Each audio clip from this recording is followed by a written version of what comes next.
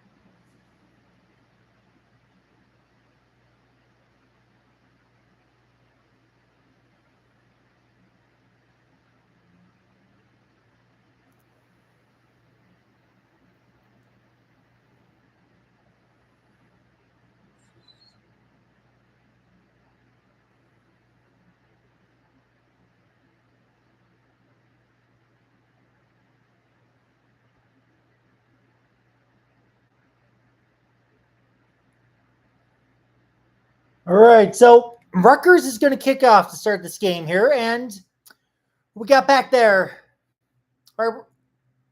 Already's taking it. Oh! Are you serious? Are you serious, Caden Weegent? Oh! No way! No way! What a way to start this game! Whoa! Yes! Caden freaking Weegent! Opening kickoff all the way!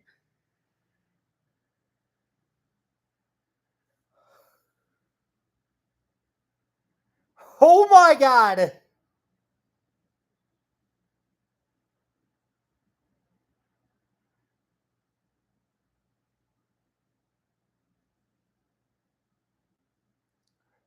Oh my God! Whoa! That is one hell of a start to shut that Rutgers crowd up. I'm going to tell you all that. Oh my God! I mean, just wow. Wow. I mean, I'm just watching him just run down that freaking sideline and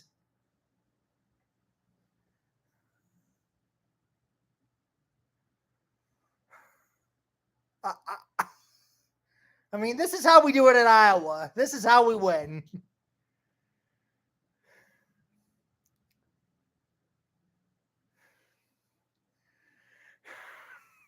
What? Oh, Greg Schiano. Oh, man. I just see his facial expressions. Oh, my God. He's not a happy man. He's not a happy camper at all right now. Wow. What a hell of a start that is for the Hawks right there. I mean, my goodness. My goodness. What a start that one was.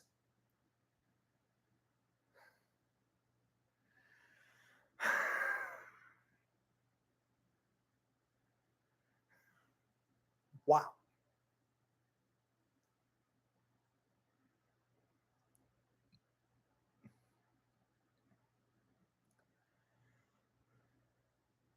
I mean, this.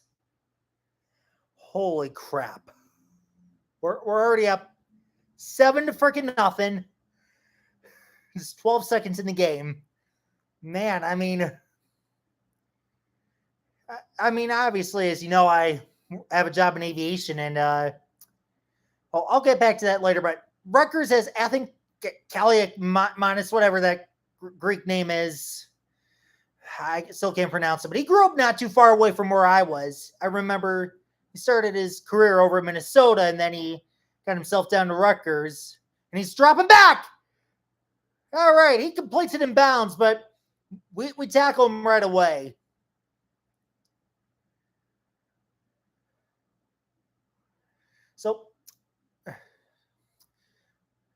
Oh, jeez. Yeah, what I was just going to say is Newark tends to be an airport that's got a lot of problems from my time in aviation, and Iowa could very well be giving New Jersey a lot of problems, and they already are. So let's see what we can do. All right. Kelly Marcus is throwing. He's looking to throw. Oh, that's a first down. Oh, man.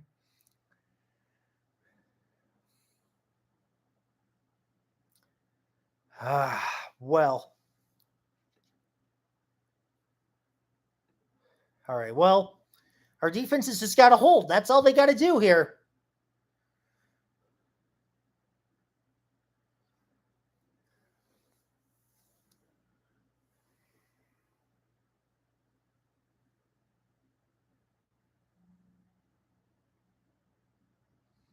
All right, Kellen Marcus is throwing, and it's incomplete. Oh, yeah, there we go. There we go.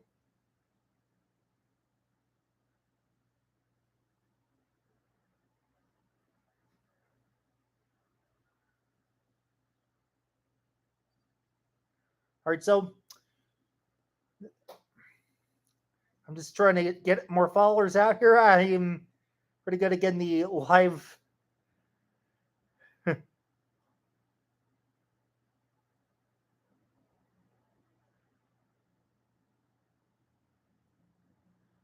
Yep, I was just about to reply to you there, Sam. I got the live broadcast.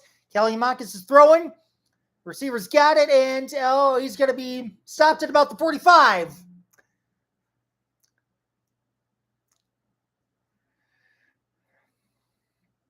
Okay.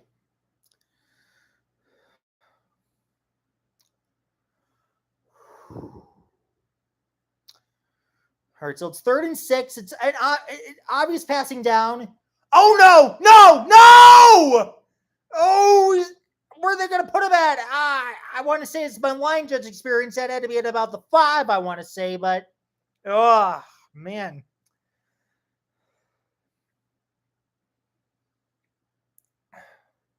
Man, unfortunately, he found that hole right in our coverage.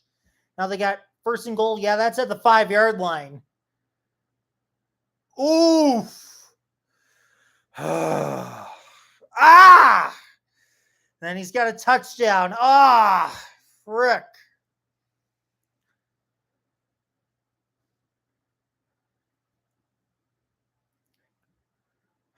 I'm that center and that right guard, they really got an Aaron Graves right there pretty well. And unfortunately, that's what opposing offensive lines have just got to do against Aaron Graves.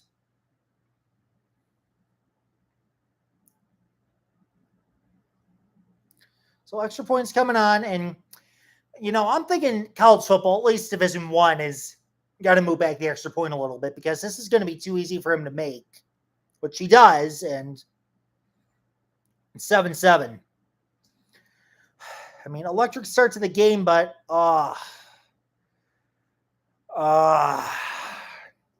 that's a tough break right there. It's a very tough break.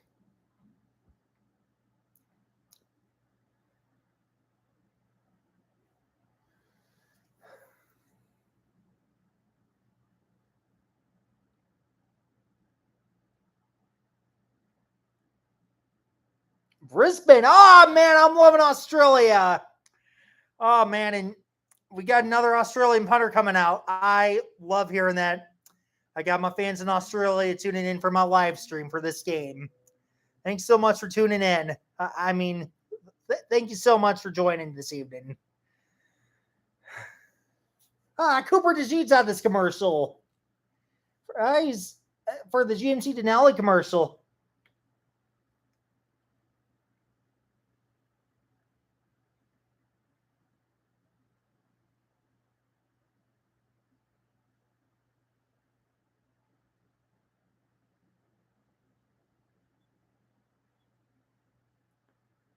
Thank you. Thank you very much. I'm going to do everything I can to be down there in the 2032 Summer Olympics, and hoping I get there.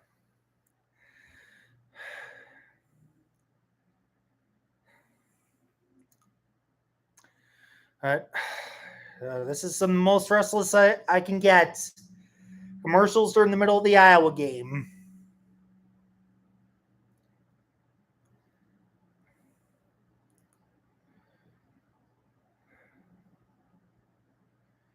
So, I mean, I,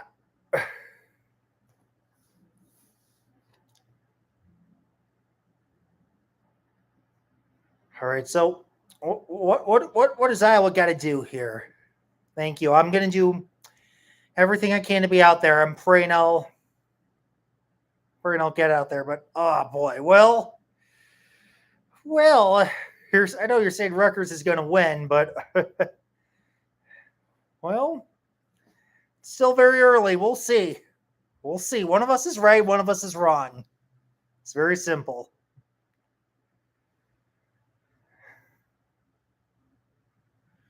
So Antoine Raymond, and really, he's the first Scarlet Knight to score a rushing touchdown 6 straight games since Ray Rice did in the 2000s. So I don't put money on the Hawkeyes, but that stat definitely surprised me. I mean, Bears rookie Kyle Monangai. I mean, he was a long-time starter at Rutgers, but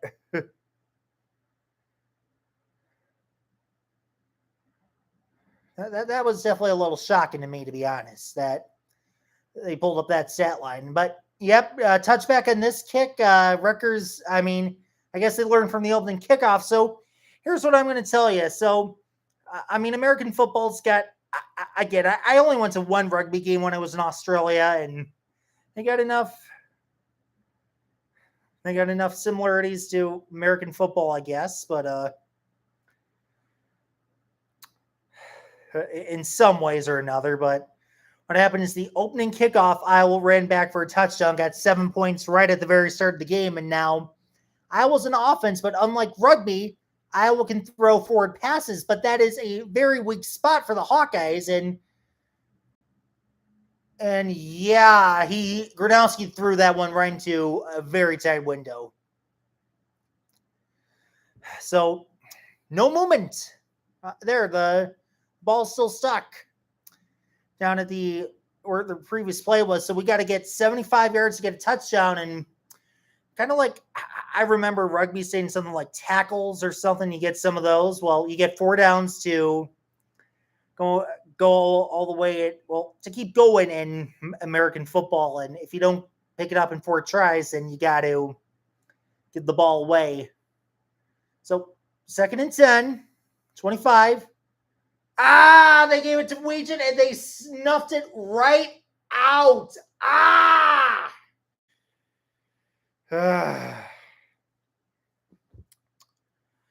Oh boy.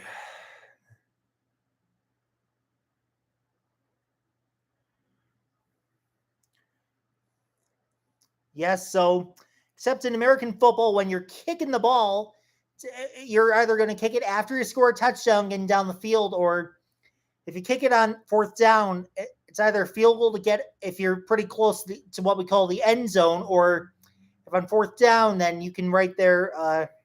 If you're not close enough to score, and then you'll just punt it away, give it to the other team.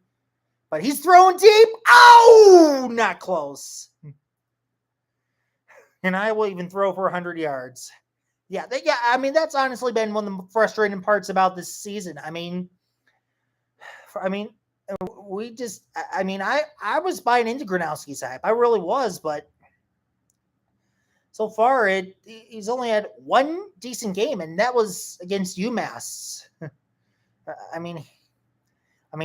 The run game and defense can't be enough. They can't just win on run game and defense alone. They got to do more. And now here's the punt. So we're giving it back to the other team because we're not close to scoring. They're kicking it away. And it's going out at I want to say 36. Right there at the 36-yard line for Rutgers. So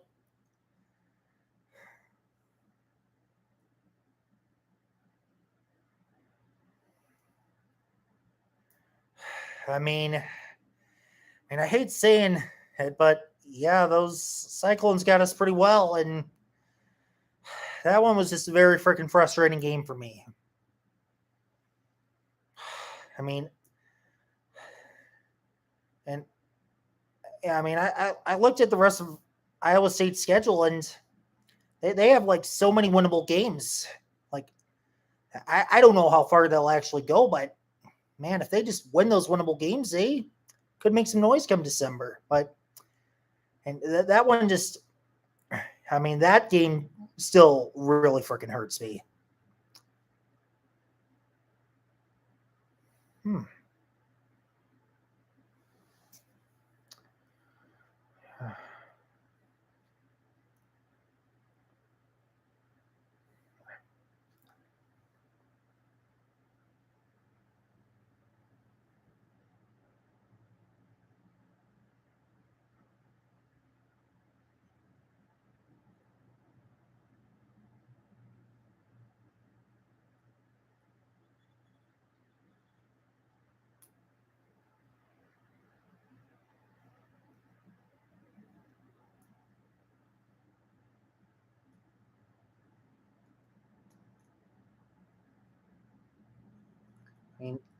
I mean, looking at it, yeah, there's no way they're going to go undefeated, but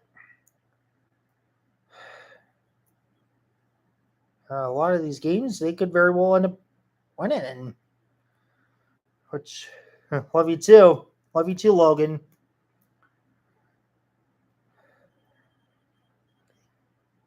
Miss you very much. And yeah, that last year was pretty fun for Friday night when we did the UCLA watch party. I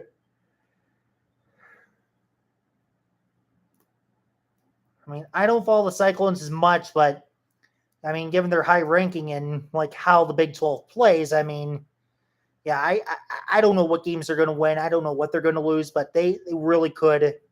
If they win just enough of those games, then man, with how they controlled us, then yeah, definitely makes me worried. But yeah, if we would have won that UCLA game last year, oh my god, that could have made Chase's wedding even better, so much better.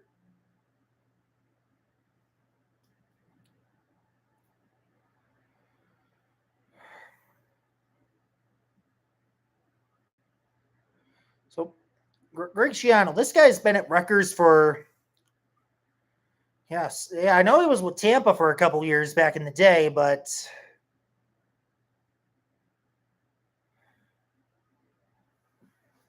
so yeah, it's his 17th season overall, and I remember he was there for a while. They had some success when Rutgers was in the Big East, and then he got the job with Tampa, and then he flamed out there, and now he's yeah. I remember he worked for Belichick, and now in New England, and now he's presumably a lifetime college coach from here on out. That's what I want to think about Greg Schiano. mean, I mean, I think he's got enough job security with how long he's been able to keep his job for the second stint at Rutgers and his past legacy out there. But second down, and they're running it. He stops short. But Iowa here has just got to make that stop on 3rd and 1. It's 3rd and 1.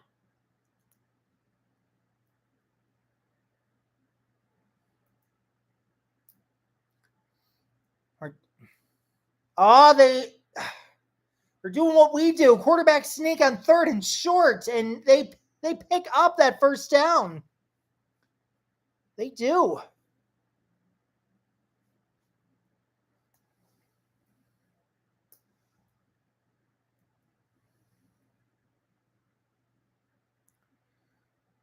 Oh. So it's first down. They got it. Yeah, that's the 48 right there.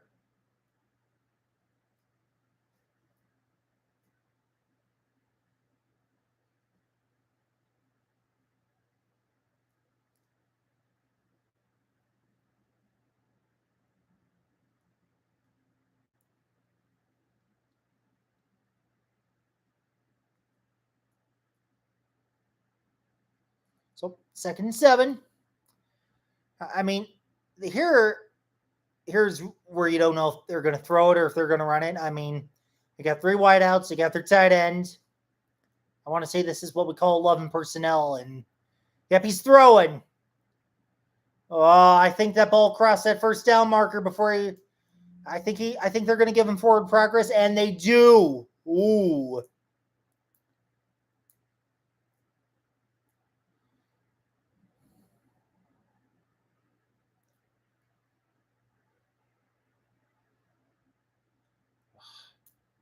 Yeah, I mean, that's a good cross-body throw, and he got it right in there before. Yeah, and it's a better effort by the receiver. He got that forward progress just right there. So, another first down. It's at the 41.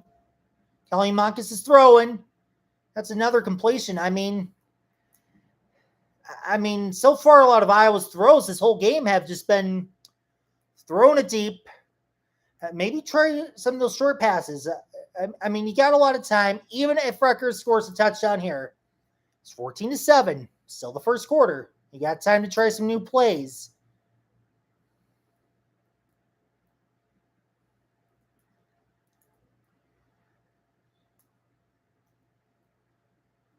All right.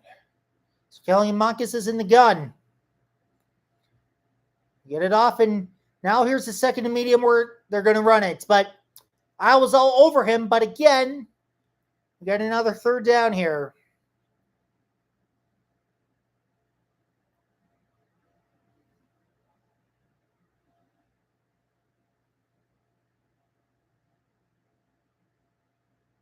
So now he's throwing on third and shorts. Oh, no. Yikes. He's got another first down. I mean, this is kind of what Iowa's got to have when we're trying to sustain an offense. You got to be able to convert those third and shorts, and got to have pass plays, run plays.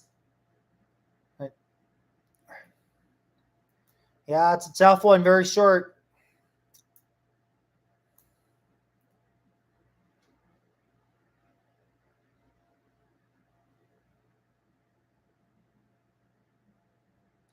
So that's a good swim move by Graves there, but thankfully it was a little too far for number 12 on Rutgers to grab it. Oh man. I mean, I'm watching this play again. I mean, yeah, the D-line gets a good swim move on him, and man, just a little too high for number 12 on Rutgers right there. A little too high.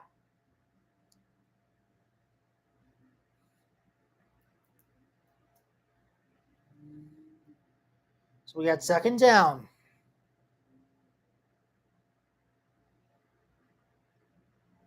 It's in the gun again.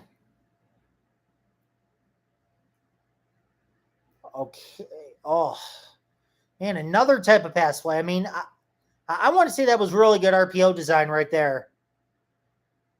You don't know if they were going to run it or if they were. I mean, I'm looking at it again. Like, the line's going forward there. That's an RPO, and then he threw a quick pass to avoid the ineligible man downfield. And then he got a couple yards right there when he saw 18 just right in front of him. I mean, RPOs are becoming the new trend of football nowadays. This is something Iowa's got to work a little more on and become better at.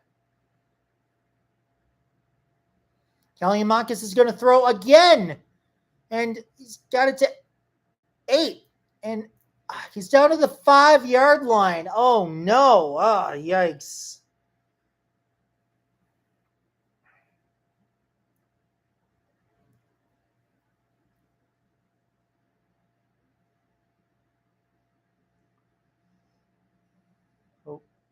Kallimakis is keeping, and he's walking right in for a touchdown. Ooh. And that is, man. Can we just go back to when it was 12 seconds into the game? That was a good time. That was a good time. If we could get go back into 12, when it was just 12 seconds into the game. That was a good time right there.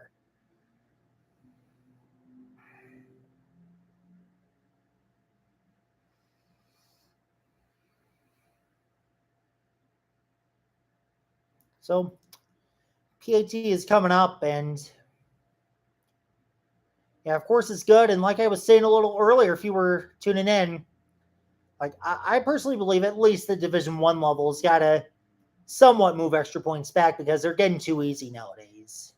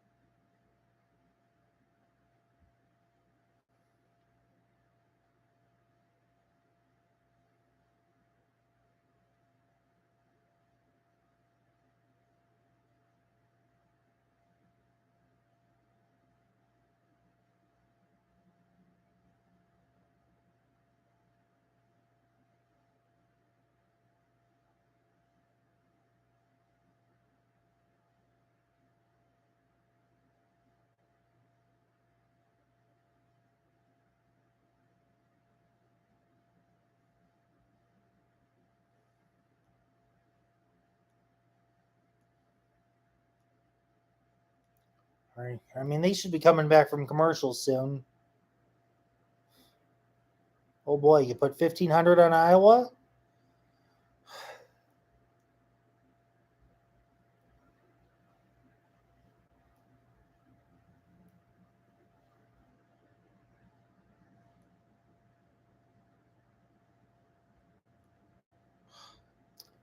I mean, I always have hope, but I mean this.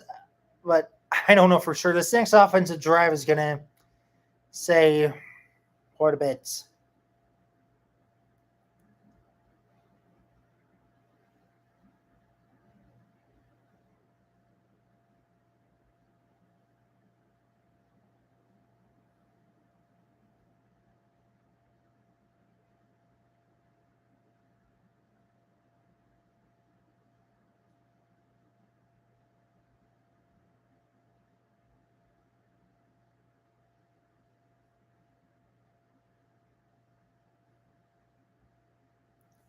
So 3 offensive plays and -4 yards. I mean, not impressive at all. And this is really not a good start on offense. So, all right, 1st and 10.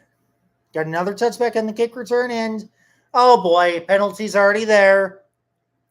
Penalty's already there to Jazz Patterson, but what's the flag on?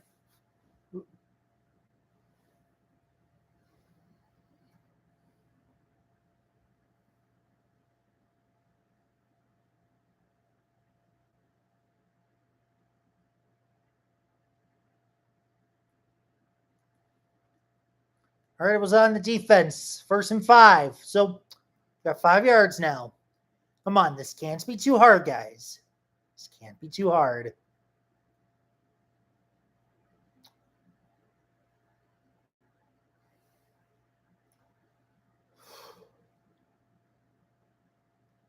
All right, so 1st and 5. All right.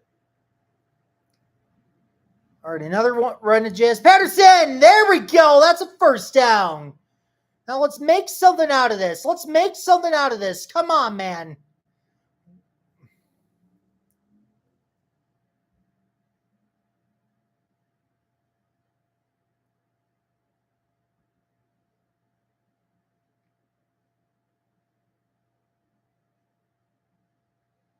I mean, that's a very good run right there by Jazz Patterson. But we got to have more plays like that and not just running plays, like passing plays, quarterback plays. We got to be doing more here. So Gronowski's rolling out. It's a good short completion. That's what I like. That's what I was wanting to see. We're getting there. Just got to keep it going.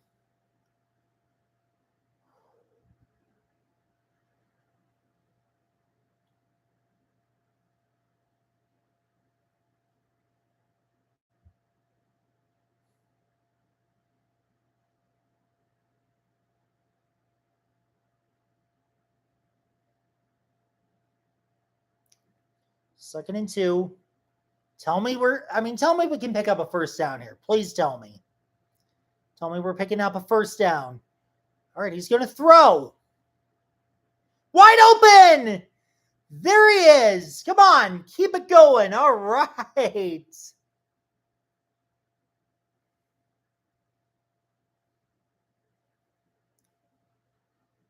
All right, so he's going to get a new set of downs. We got to move the chains. So, I mean, these were the types of plays from Gronowski that I was wanting to see against the Cyclones. I was wanting to see those against Albany, and even last week if there weren't enough.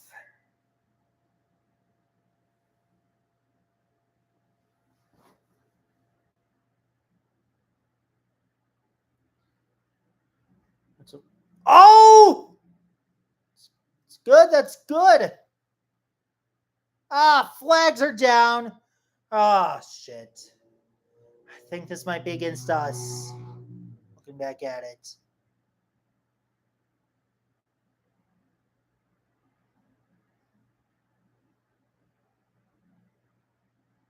I mean, he's got a good uphill run.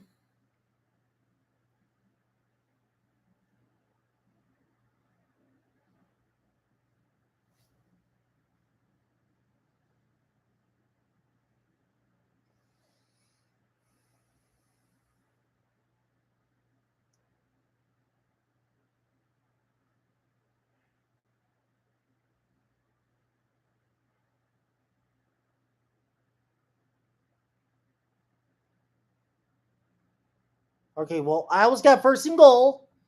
Okay, so I don't want a field goal here. I want a touchdown. Oh, I thought we got him to jump, but no. Oh.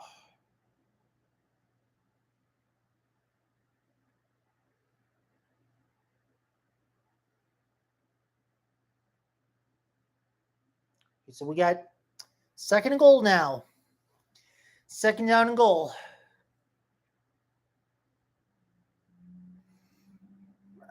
I mean, what I'll say is if we're within 5 yards, if it comes to 4th and goal, within 5 yards, we're not kicking. We're going for that touchdown. I mean, I don't know how much a field goal to put us down by 4 is really going to impact the rest of the game. So touchdown here. No excuses. Oh, I think that's it. What do they rule it? They ruled a touchdown for Kamari Bolton. Oh, that's what I like seeing.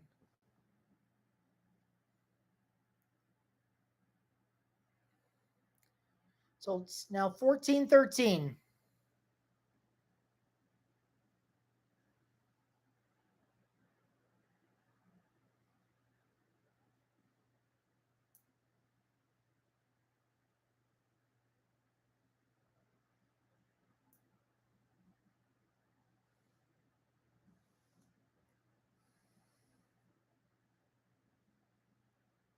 All right, point after is good.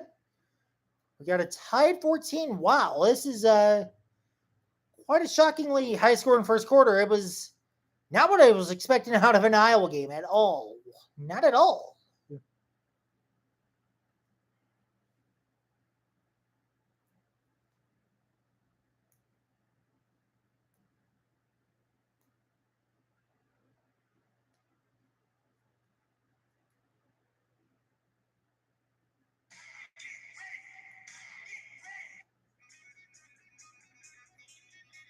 I got to get the fight song on.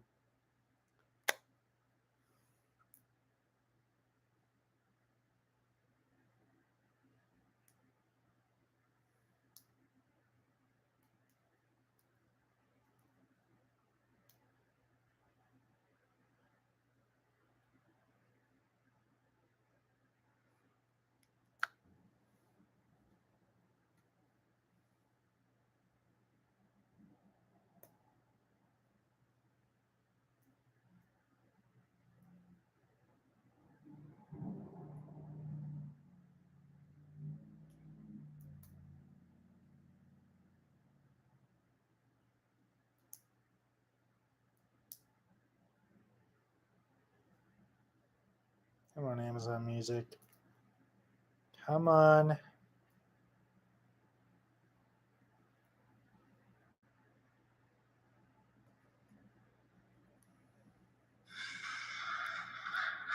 The word is fight, fight, fight for Iowa.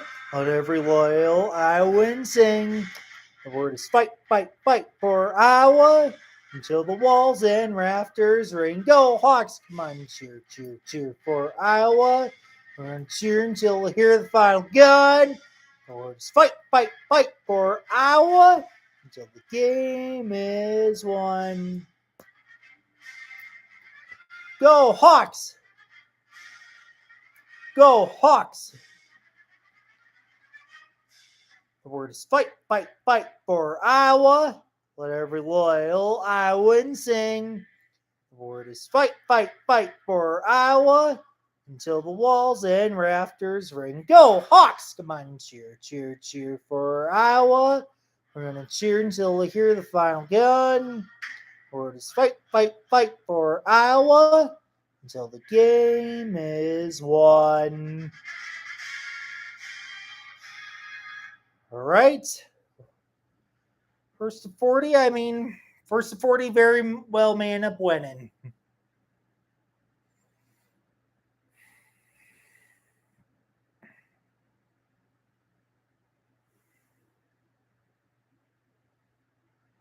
So that's a sixth place, 75-yard drive. Yeah, Kamara Moulton with a 6-yard run there. So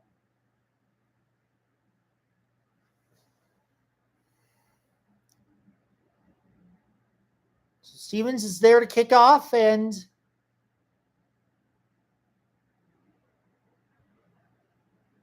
touchback.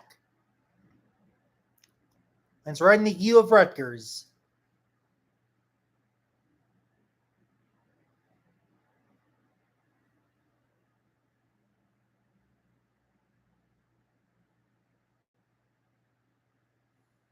All right, now got a few more viewers coming in.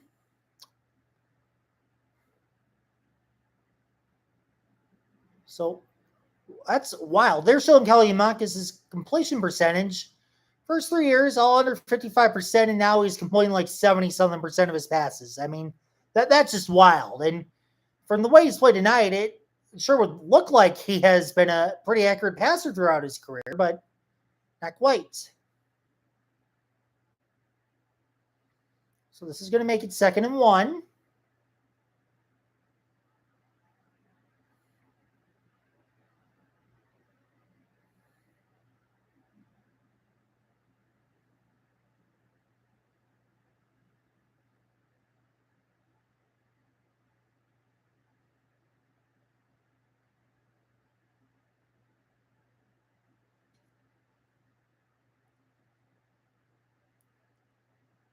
All right, that's a run right up the middle.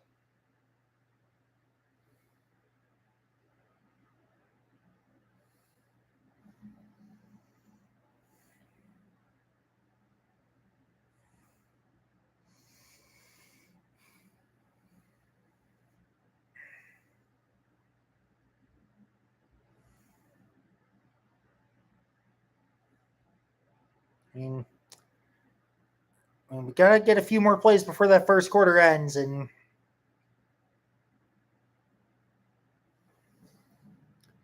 so it's 1st and 10. Kalimakis is in the gun again. He's dropping back. I was rushing in. Ooh, that was seconds away from an interception, but Weber, number 18 of Rutgers, held on to it pretty well.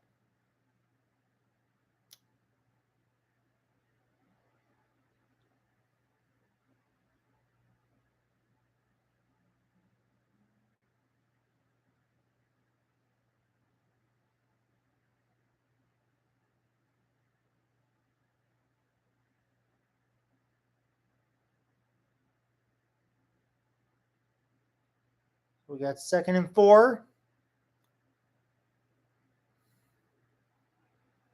Kalimakis takes a snap. He's throwing and oh no, he's wide open again.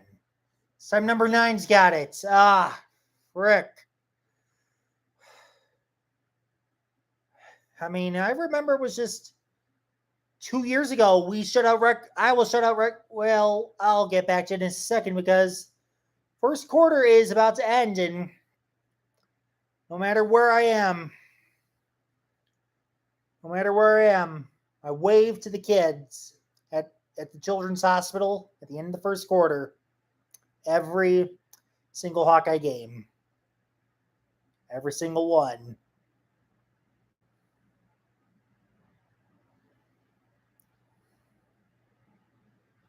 I mean, those kids, if you always ever want to donate to the University of Iowa Stead Family Children's Hospital, it means a lot to those families. It not only covers treatments for very sick children in the state of Iowa, but also ensures families never have to pay for a hotel, a meal, or anything that they may need some help with while getting treatment. The University of Iowa Dance Marathon does so much to help out with very sick children, and that's why the wave is just the greatest tradition in college football. It's always so special, and I don't care if it's a road game or any game that I'm just watching very far from Iowa City. I will do a Hawkeye wave at the end of every first quarter, every single game. No exception.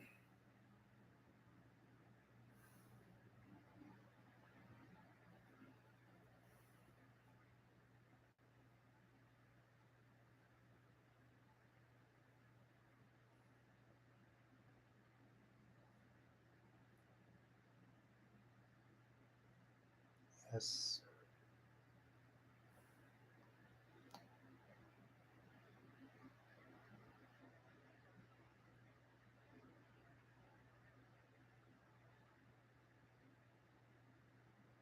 All right. So second quarter is going to be starting very soon.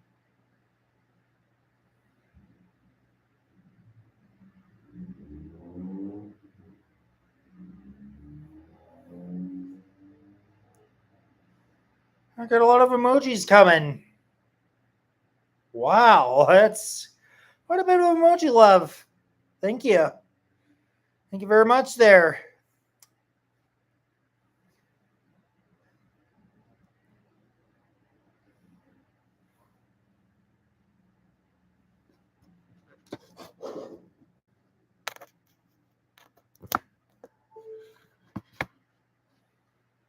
So second quarter is going to start very soon.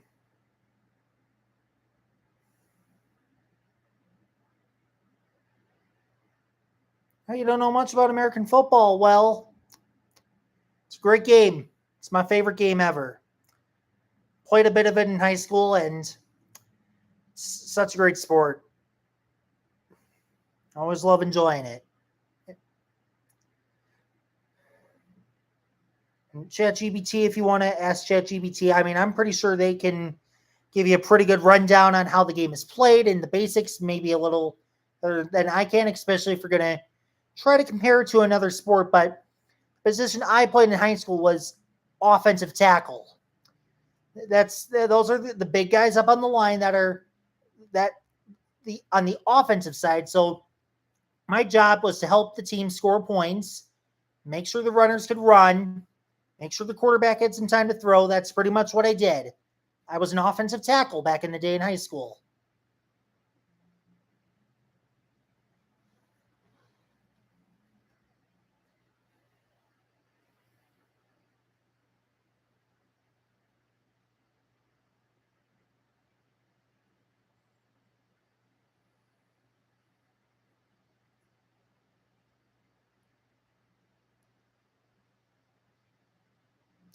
It's quite an important job indeed done.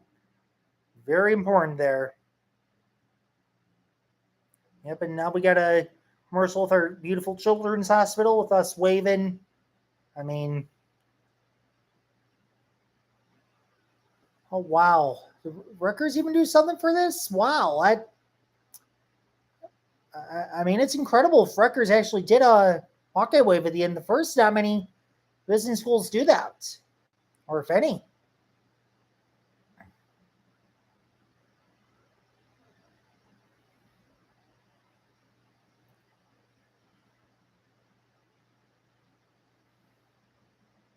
So we got second down. And Kelly and Monkas, he's 12 of 14 for 165 so far on the game. 12 of 16. And that's highly unusual against our defense. They really crafted this game plan very well, if you're asking me.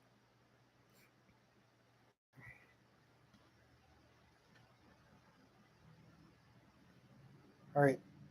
Kallimakis, he's running again. Stop. Stop. Oh, down at the 1. Oh, boy. Oh, boy. He's down at the 1-yard line.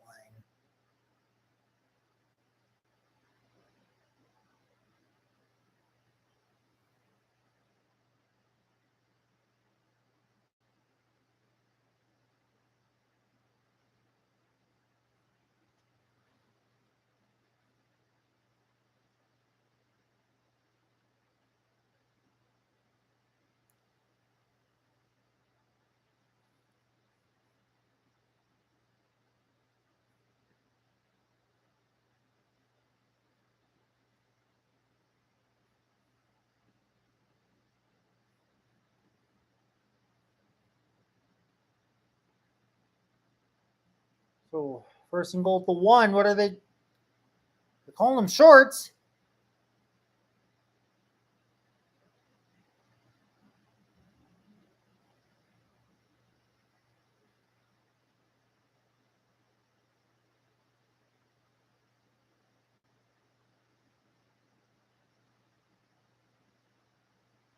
Second down goal. Oh, man, they got everyone on the line. And did we actually stop them? Oh, my God. Did we actually stop them there?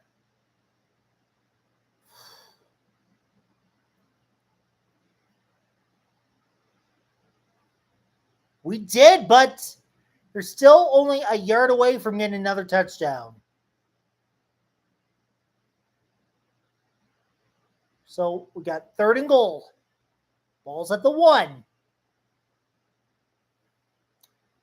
Very similar goal line set here where it's obvious they're trying to score. What are they calling it this time, though?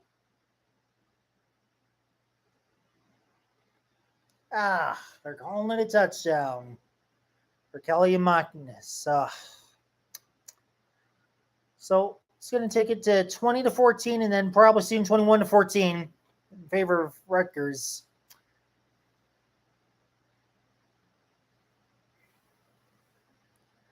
I mean, and I'm telling you, I'm surprised that this game's already had 5 touchdowns. Very shocked. Because again, Iowa, we went off of defense. I mean, so many games we went with just 1 touchdown the whole game or none sometimes.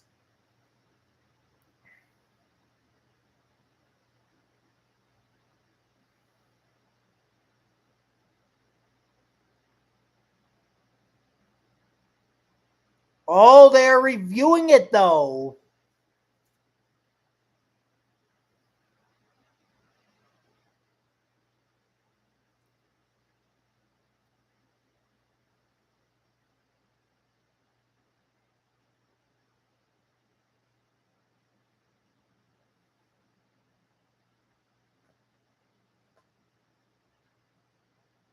Let's see, what do I see?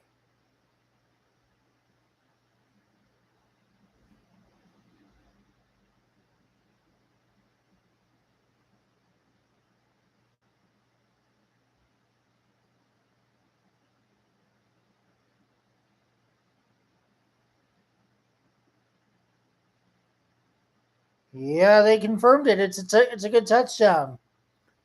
So, I mean, that first and second and goal stand. I mean, man, that was good. But you only left them with 1 yard to spare, and they only needed. I mean, if any one of those three plays got 1 yard, they were getting that touchdown. They were going right in. So that's what really is very difficult.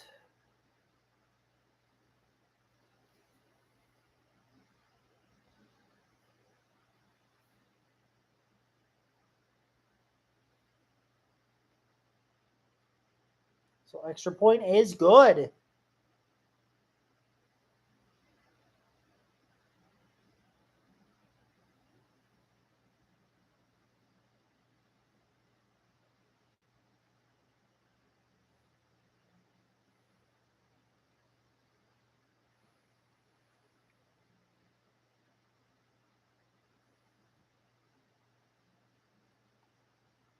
So 21-14. I mean, this is very unusual with how I watch Iowa football over the past couple of years.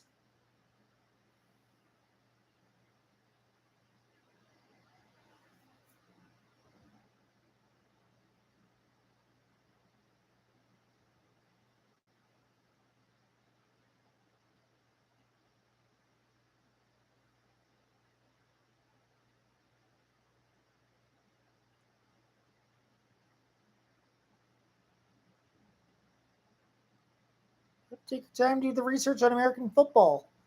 If you ever come out here to the States, it is a very big part of culture, very big part of life. No matter which one of our 50 states you go to, you're gonna find people who love football, and some states more than other have a great football culture, and that is, yeah, that's correct. Yeah, they have a.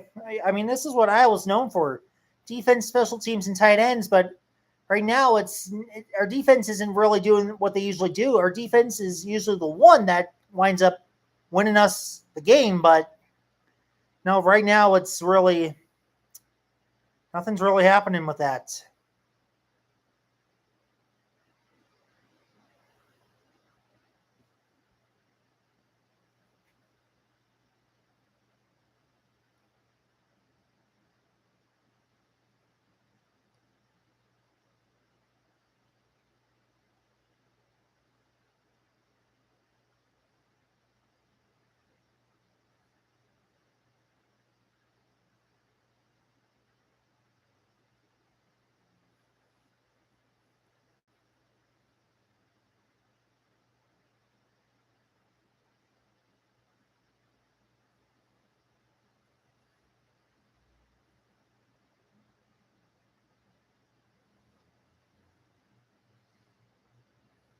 But Iowa still only has 59 total yards of offense, and that's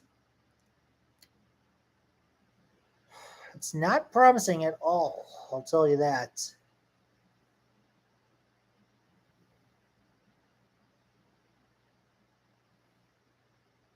Does ESPN have us on as a win probability? So kickoff is coming. And again, we scored on the opening kickoff to get a touchdown.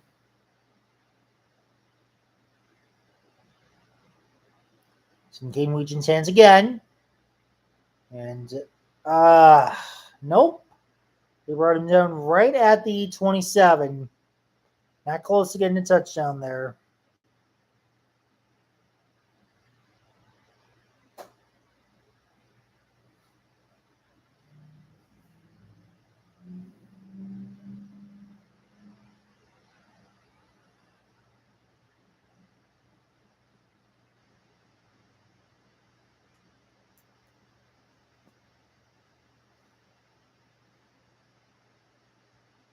So we got 1st and 10.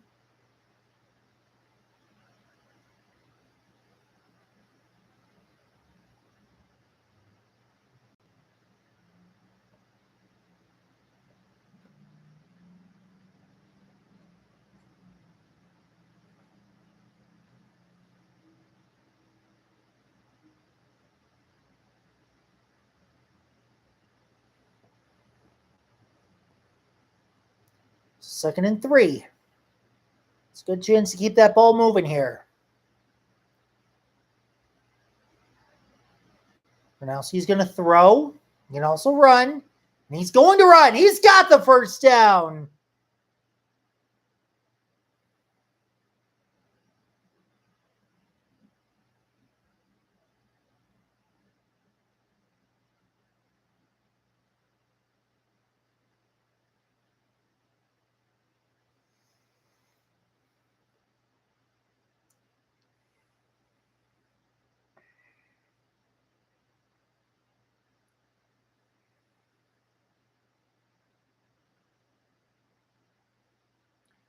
All right.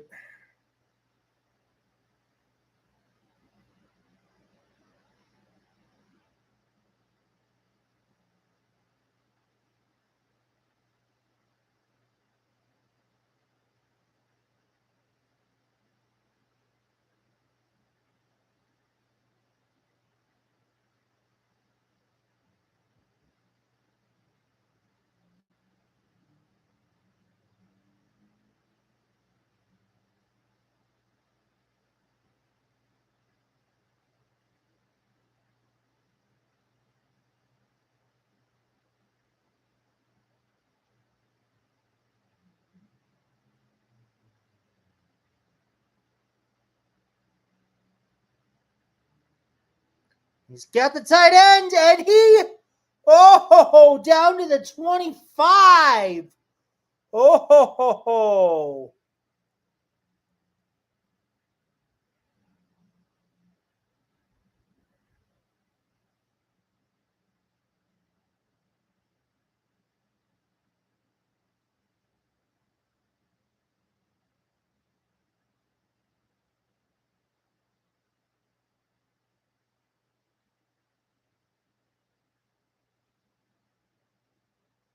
All right.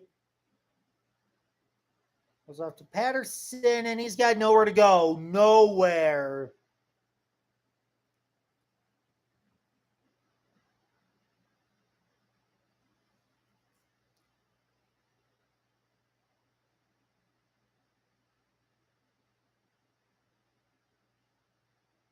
So, yeah, I see the big noon Saturday in New Orleans, Texas Tech, Utah. I mean, huge game for the Big 12 conference. I mean, whoever's going to win that game is going to have mega control for a lot of the rest of the year in the Big 12. So Gronowski's thrown on 2nd and 9.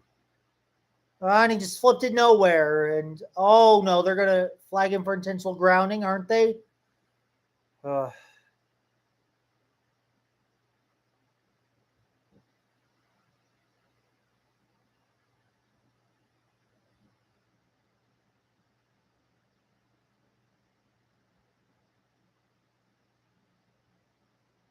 Oh, it's a holding on the defense.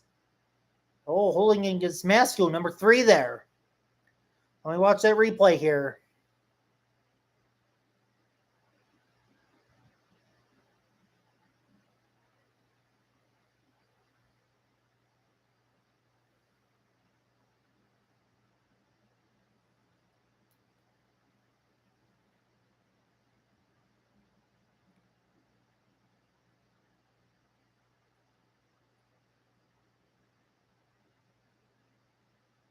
All right, and Gronowski's taking the snap. Jazz Patterson. All right, he's down. I mean, it very well could be 1st and 40, and I mean, like you were saying, 1st and 40 could very well end up winning at this point. I mean, this is not what I'm expecting. I was not expecting this from an Iowa game at all.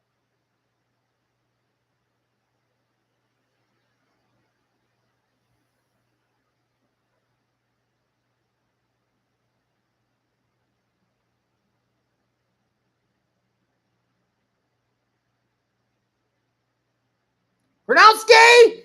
Touchdown, Iowa! Mark Gronowski. That's what we brought him in for, to get some touchdowns on running plays just like that.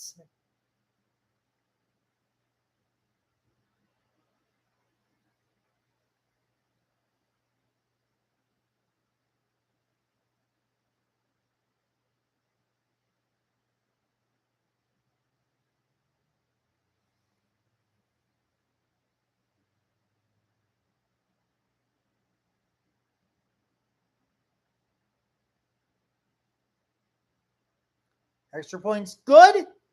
Game is tied. I'll get that fight song on.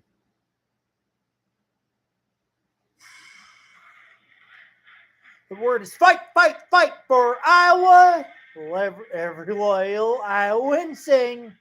The word is fight, fight, fight for Iowa. Until the walls and rafters ring. Go Hawks! One cheer, cheer, cheer for Iowa. We're going to cheer until we hear the final gun.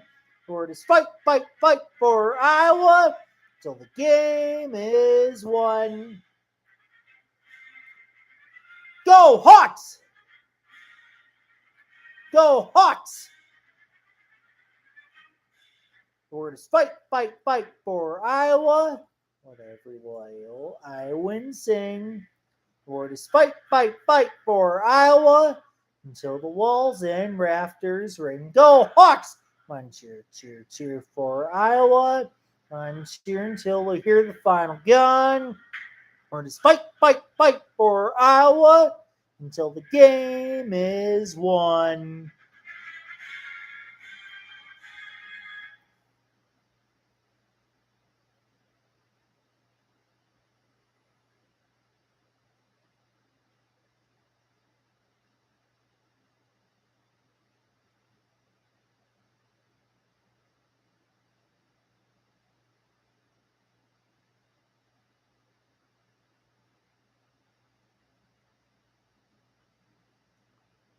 Jaguar Gator 9?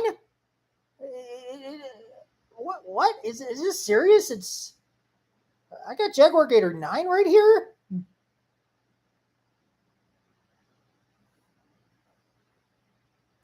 I,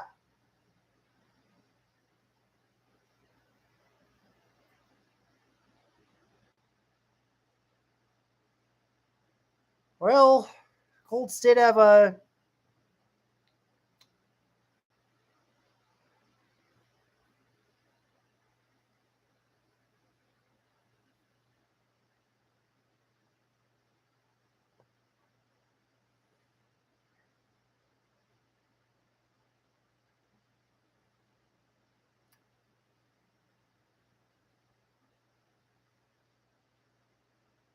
Well, I'm I'm quite thrilled to be seeing you joining on my YouTube live here.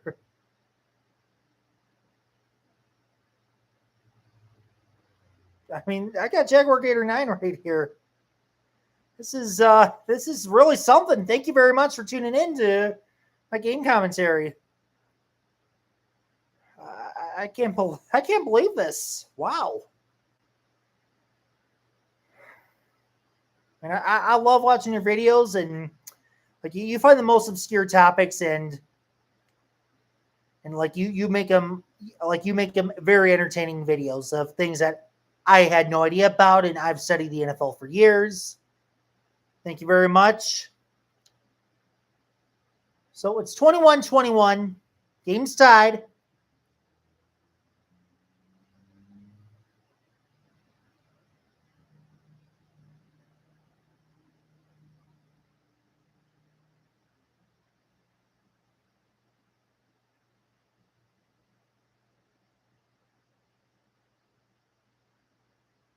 So, got a FaceTime here. Oh shit! I just hung up.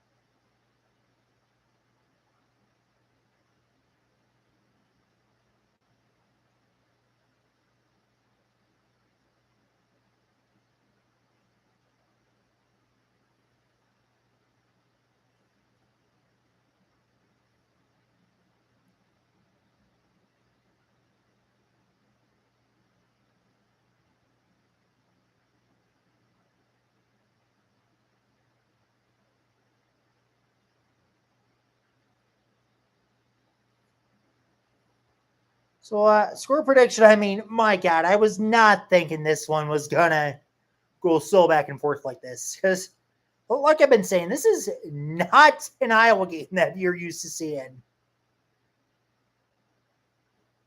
And he's going deep and oh.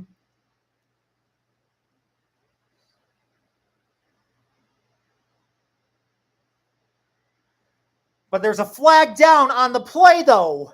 Oh boy. What's this flag on here?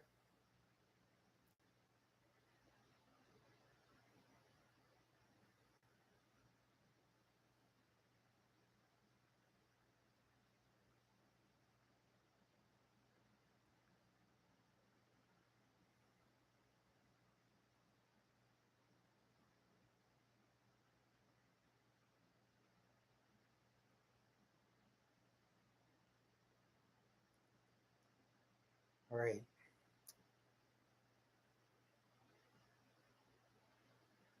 Well, all right. Come on. I mean, Phil Parker's one of the greatest defensive minds of our time. I don't quite think he's the problem here. I'm not thinking so. I mean, come on. In the first 3 games this year, only 7, 16, 7 points. I mean, what do we got? That's 30 points, average of 10 points a game.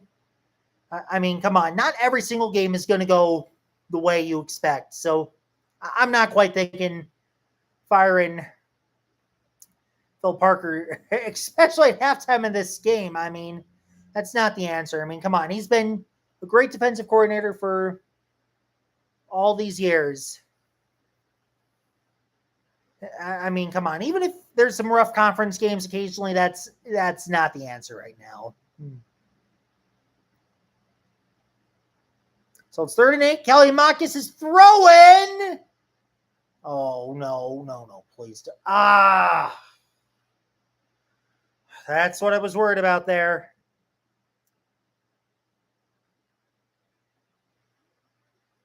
So, man, I was freaking worried that was going to be. Oh, no. No.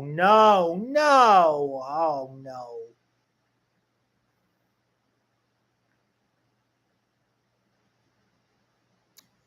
So, it's going to cost a lot of yards.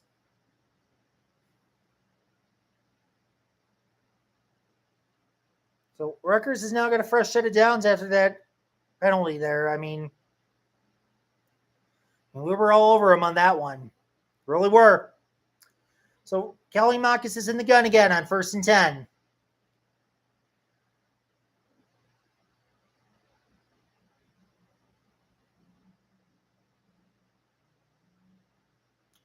All right, and he's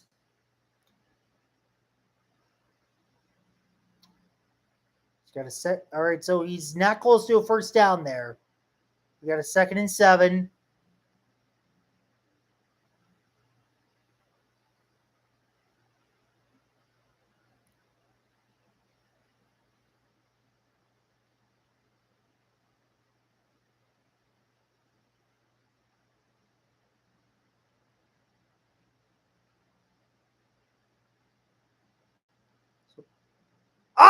Oh man, Kelly Marcus got it off right on time to that running back.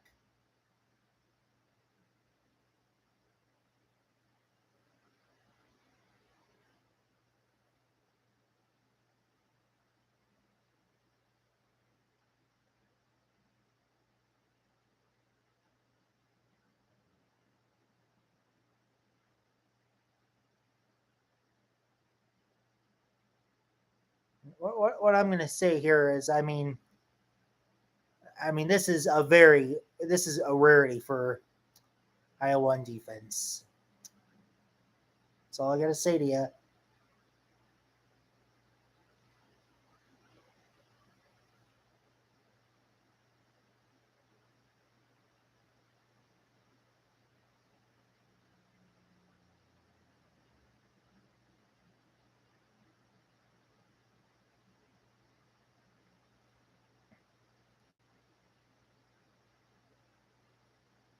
All right, so what's Grace Shannon going to dial up, and what's Kirk Ferentz and Phil Parker? What are they going to be dialing up here? Let's see what they got.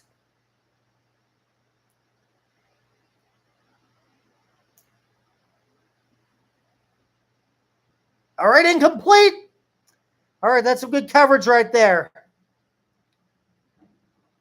I mean, I'm praying we'll beat the Cyclones next year, and it's a prayer every year, but we got to prepare for that game a little better next offseason. I will say that. When it comes to, I just focus on the rest of this year, but when offseason starts next year, we got to really have the mentality that we got to take that Cy Young trophy back. And then we got to find ways, review the film, see how we're going to get better and how we're going to win that game next year. So that pass is caught. As as we know, even numbered years, which will be the case next year, that Cy-Hawk game is in the it's at Kinnick, and we haven't seen the Cy-Hawk Trophy won at Kinnick on our side since 2018. That's a really long damn time. So when it comes to next offseason, coaches got to emphasize, like, what are we going to do? What are we going to do to beat Iowa State next year? Like, I remember going into my junior year, like, we were reminded every day how humiliated we got by our varsity rivals and what the combined score was of 184-36, and we said we're going to beat them.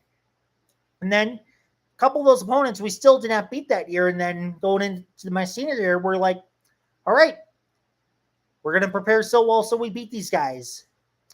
That's what we got to do. And Iowa State's currently 12th in the nation, so if they're ranking them that high, then they're not nothing. I'll tell you that. But I was looking at their schedule, and they got more than enough winnable games. And depending on how they do against some tougher opponents, it really could make noise when it comes to a couple months from now. They just gotta. It's really going to depend on how. If you're asking me, it's really going to depend on how they play against all those Big 12 teams and how many of those games they win. But 12th in the nation is no fluke. But whether or not we still say that, it's really going to all depend on who they play, who they beat, how they win, how they lose. It's really going to depend on all that. So we got a 3rd and 6. And he's throwing incomplete. So 4th down. Can we at least have him settle for a field goal here?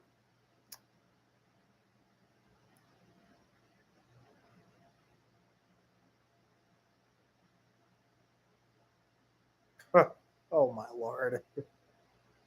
Yeah, I saw that comment. I see what you're writing. So Patel's coming on to kick another field goal. It's 32 yards. Let's see. Snap is down and yep. Patel's got the kick, but there's a flag on the play.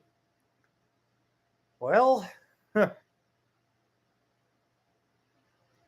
oh, they false started. So they got to re-kick.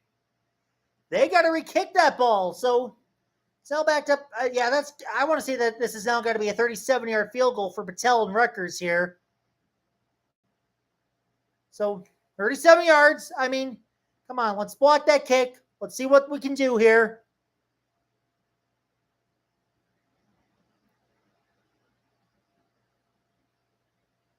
So here we go. Let's see if we can get a good block on this kick. Get a hand up. And oh my God, he missed that kick. Whoa!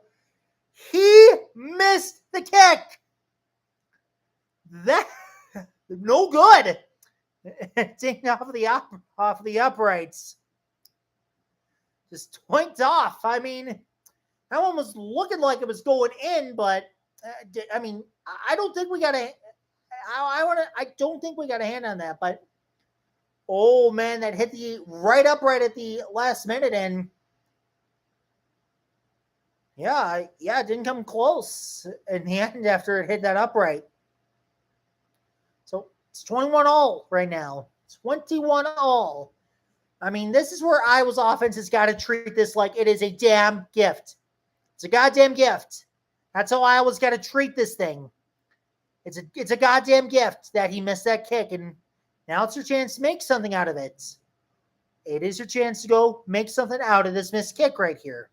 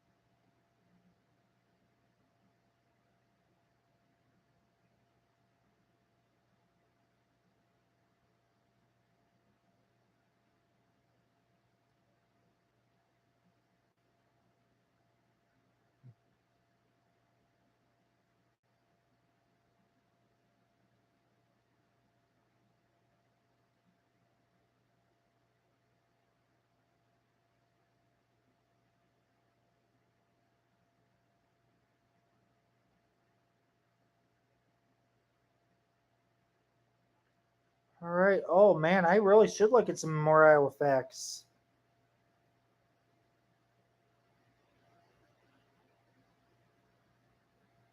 Oh, and I just got a notification from my friend that he's got some Casey's Pizza before some concert he's going to. Man, I mean, I got to get to Des Moines and see one of those concerts at. Oh, and now he's running.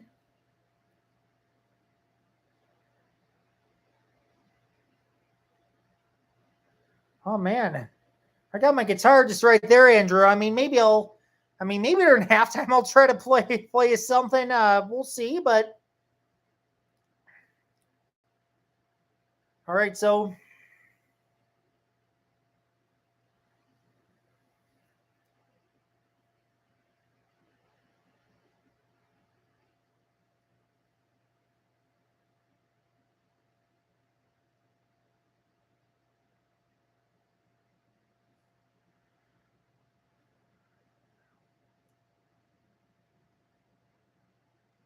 okay, so we're down to the 2 minute warning. So okay, so Sam was thinking I should show off some. Yeah, I am a first timer here. Well, thank you very much, but yeah, so got a couple Iowa facts here. I'll tell you. So, all right. So y'all remember that 7-3 game that Iowa was in the start of 2022. Well, so here is a fact about that. That was not Kirk Ferentz's first game that he coached, where Iowa won a game where all combined scoring was 2 field goals and 2 safeties. They ended up having a game in 2004 on the road in Penn State, at Penn State in Happy Valley, and it was yet another weird game. It was a 6-4 game. 6-4 game. So where it was just 2 safeties, 2 field goals. That was it. And so he's won 2 games just like that, and it's just been just unreal how Kirk Ferentz wins some of these games. I mean, like there's been so many games with scores like 13-10 or something similar. Our defense is our backbone of this team, and I appreciate you tuning in, Kevin. Thank you to everyone over at Jaguar Gator 9 for tuning into my live commentary this evening, and I am really, really grateful I had you join for this evening.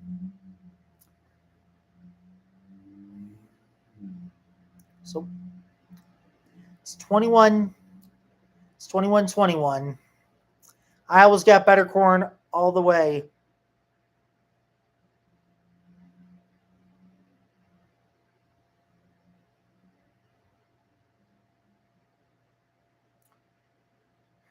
I mean, shopping at Hy-Vee, which is a corporation in Iowa, yep, they got better corn.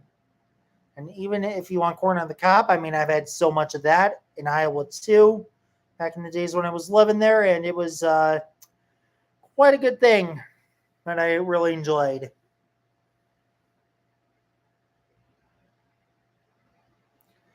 I got a lot of people coming.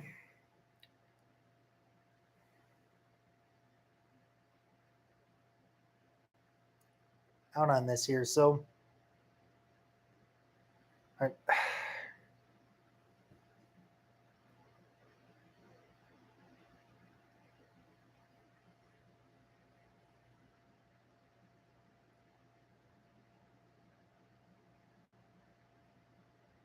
so yep, there he is. They were just showing the Big Ten's all-time winners head coach, right there.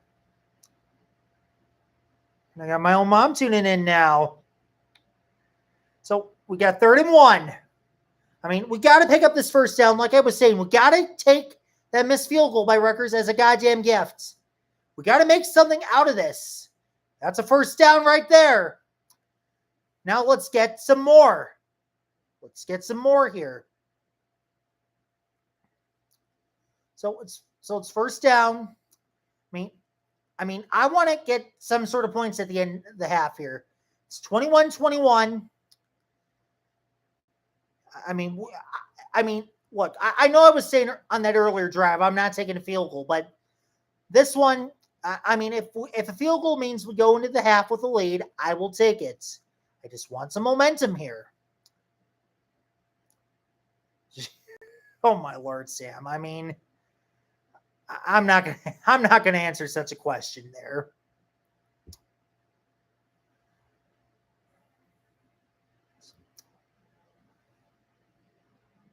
So we got 2nd and 8.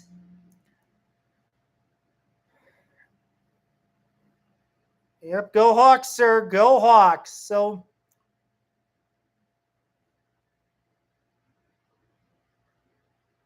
I mean, if you're really gambling, Sam, come on. I know I just met you a month ago, but look, if you're really gambling, just please be really freaking responsible with it, man. I mean, just be really freaking responsible. Don't bet what you can't afford to lose. That's what I'm going to tell you. Like, I mean, when I go to Vegas, I one time after a Vegas trip had to put my money I won inside my check bag so I wouldn't go and gamble more at the airport. Just be freaking responsible if you're actually gambling.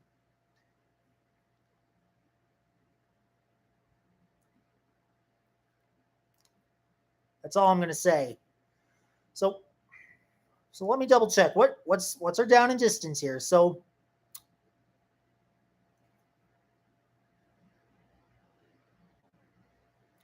it's 3rd and 3 at about we're 3rd and 3 at about the midfield line. I mean, 47. If you're asking me, this is an absolute must-have 3rd down. It's an absolute must-have 3rd down here. I mean, we gotta pick this up.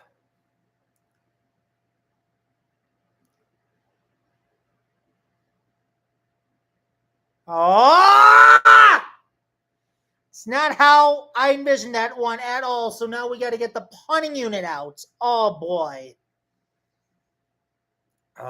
And Rutgers still has all 3 timeouts as well. So,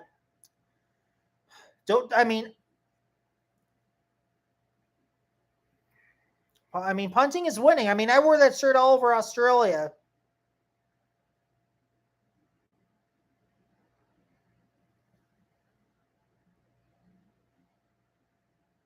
Okay, so it's a restaken. It's a great punt. Another. All right, come on, take a bounce. Okay. All right, did he get that at the 10? I'll take an inside the 10 punt. I will there. I mean, was 6 afraid of 7 because 7, 8, 9? I mean, I mean, I haven't heard jokes like that in years, but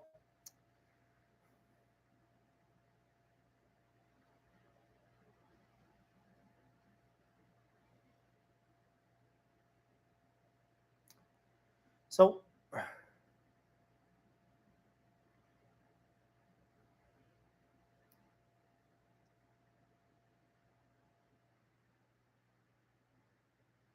okay, man, I got to think of a good joke here. But so Tate's tomorrow night, but man, I gotta finish on this.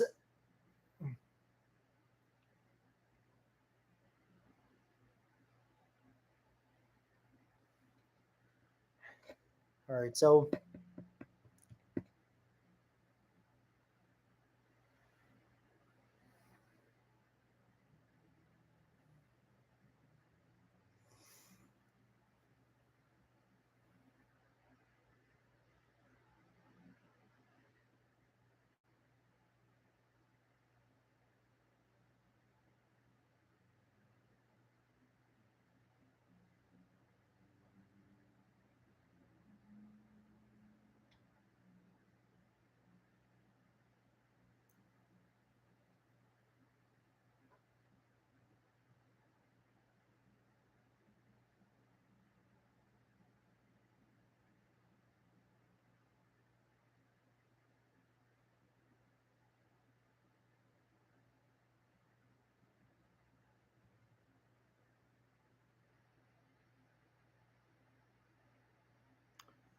all right, so we got second down here. Second down. All right, Kelly Marcus is going to give it off, and he's got nowhere to go.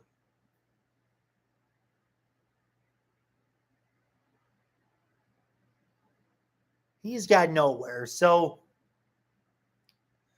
we're going to use another time. All right, did we call timeout or did they? Yeah, we called timeout. It was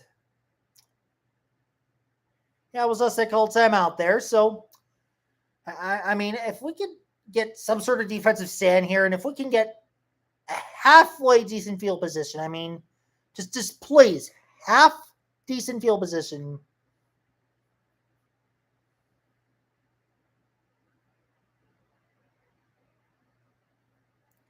That'll make a big difference.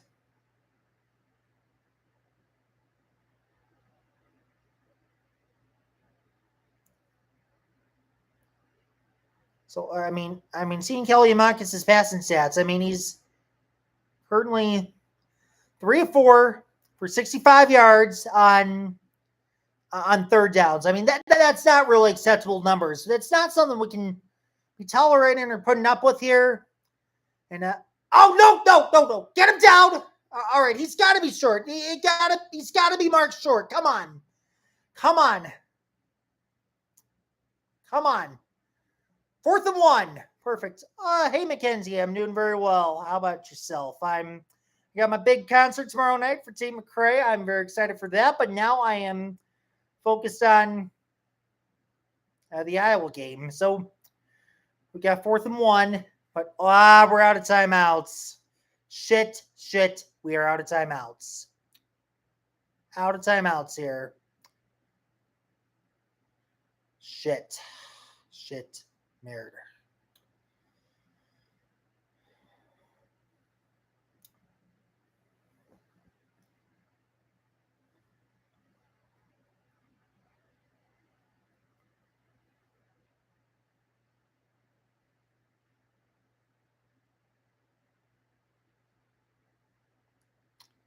So we got a 4th and 1.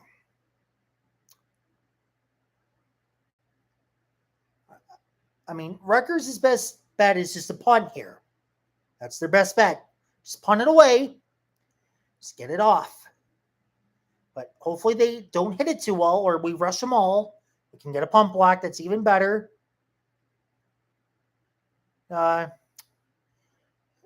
So let's try to. If we can get some rush on that punter, and get the punt block. That we can just take a field goal going into half.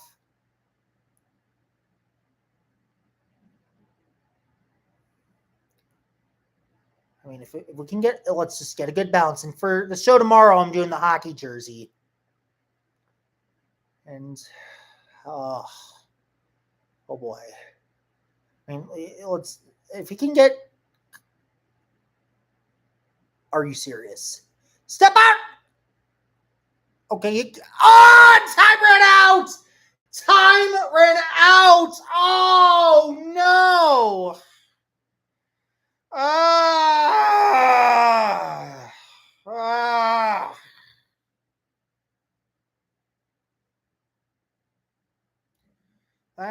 What I want to know is, did he know how much time he had left on? Because he was getting a lot of good moves, but I saw there were 2 seconds he didn't quite have. He didn't quite have an opening, and what I want to know is, did he know he only had 2 seconds left in the half? That's what I got to know. Did he know that, or did he not? I don't know what the full player view is from that side of the field. I just don't. But if he could see the clock there, he's got to. Again, I don't know if he could or couldn't see the clock, but he had to go out. He had to go out of bounds if he could see that clock. You got to know there. You don't have a timeout. Run out of bounds. And, I think if he just stepped out right there, like wherever he was, it's at least a reasonable field goal attempt for Drew Stevens right there. It's quite reasonable for Stevens to try to make that kick. But instead, we're going in tied 21-21 at halftime. So think of it this way. This is how I think of any football game that gets tied going into half. It's 0-0. A completely different game. Totally different.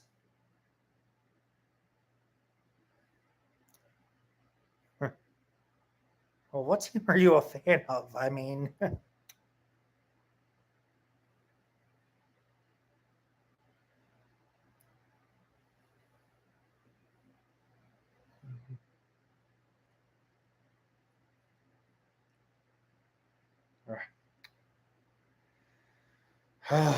So Gronowski's actually got 83 yards so far, but he's missed a couple of key throws as well. So, what I'm going to say is, going into the second half, Gronowski could literally win or lose us this game. But you know what? It's freaking halftime. I'm just going to grab something.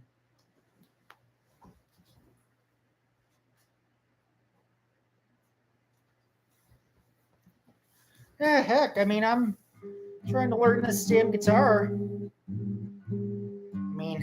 Still very new at all this, but yeah, whoever wanted my guitar, I gotcha. And I've been trying to play around with tuning this thing too.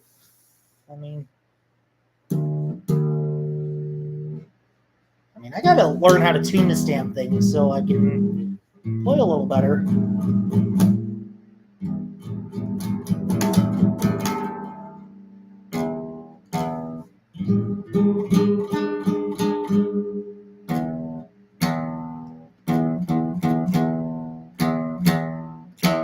So,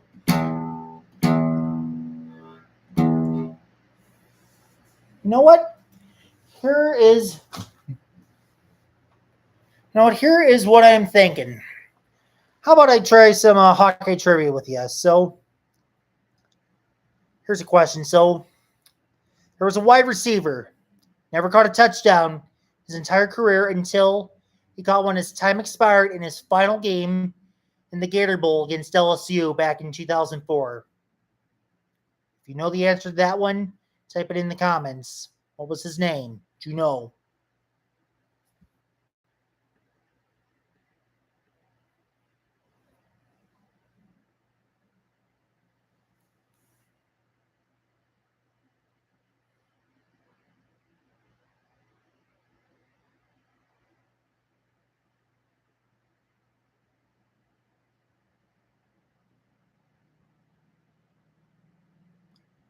Yes, Warren Holloway. That is the correct answer.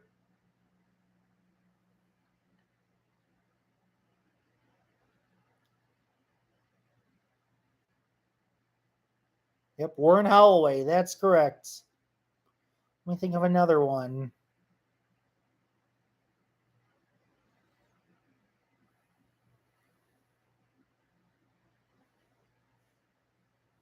So, all right. So the first Iowa Bowl game I went to it was after the 2018 season. We played in the Outback Bowl in Tampa. Which SEC school did Iowa get a win against that game? Again, this was the first Iowa Bowl game I was in attendance for. First Iowa Bowl game I was in attendance for. End of the 2018 season. Yes, that is correct. Mississippi State. He won 27-22. Now, this one's a bit of a more personal question on my end. This is more of a personal question for me if you know about my experience when I traveled to that bowl game in Tampa that New Year's. What was the name of the god awful, horrible hotel that I stayed in?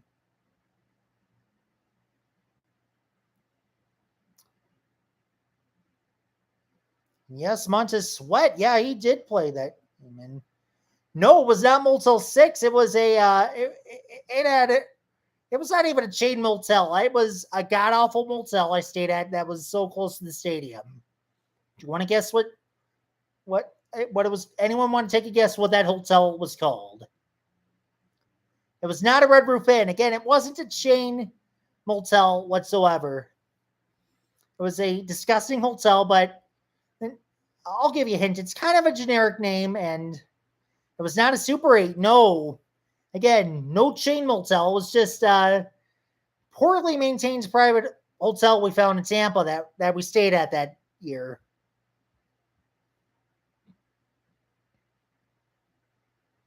Anyone want to take one more guess? I'll give you a minute. See if you want to take another guess at that. So, again, it was a god awful hotel that I stayed at. So, and it was not a cozy rest. Ah! Oh my God! No, no, no! I stayed at Margaritaville in Fort Myers, and oh my God, that was total opposite of what it was called, Tampa Stadium Hotel. Margaritaville Fort Myers was amazing, but no, the Tampa Stadium Hotel. Oh my God, the place was poorly maintained. Poorly maintained. I mean, horrible reviews. No hot water. I was. It was a nightmare staying there. Just a goddamn nightmare staying there. And but I did it for the Hawkeyes, and at least the Hawks won. Now here's another question. My first ever Hawkeye game was week 1 of 2017. What team did Iowa play that day? What group of 5 team did Iowa play? And yes, Josh Allen in Wyoming. That is correct right there. Now, that same year, going back to 2017, a more personal one for me if you know my history. What Big Ten West foe became my first Iowa road game that I went in attendance for. What team was that? I did a road trip that year too for a game. No, it was not the Wisconsin game that year.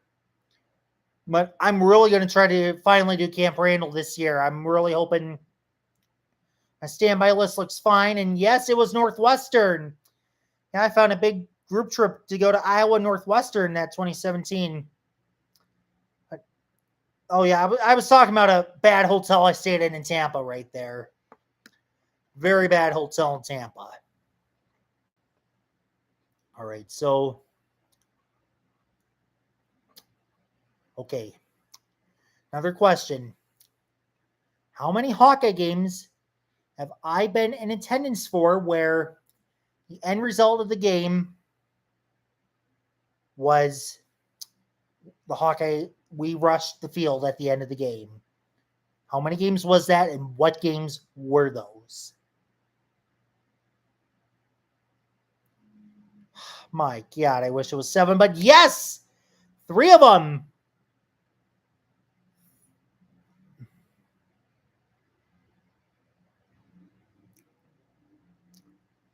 So I was not there in 2016. No.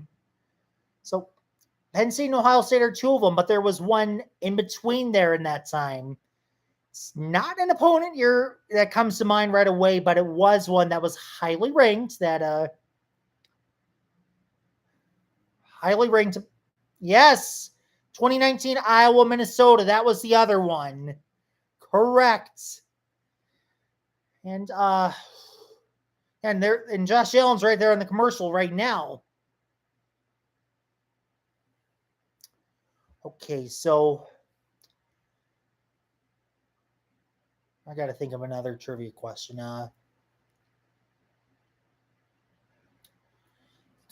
Another one. Okay, maybe some.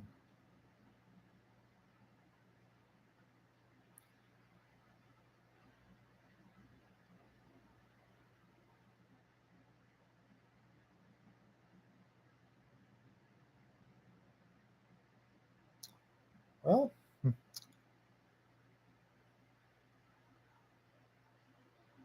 all right. What player at Bears training camp in 2018 after that first year did I go see at Chicago Bears training camp and wound up getting a picture with? He was on Iowa in 2017. Made my hometown Bears the next year. My God, favorite Iowa player of all time. Caitlin Clark.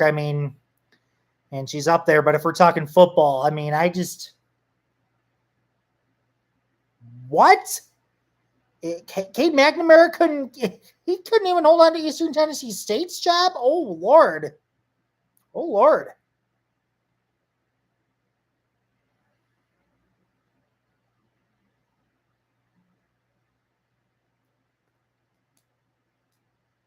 Oh, my Lord. That's, I'm going to look up that one, but talking football, that's so hard because there's just so many,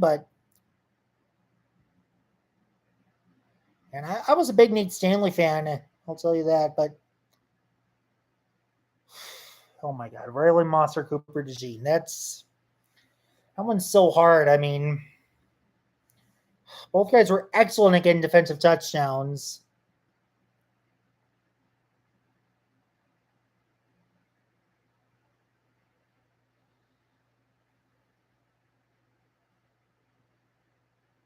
But I live in Denver right now. Riley Moss is a Bronco, and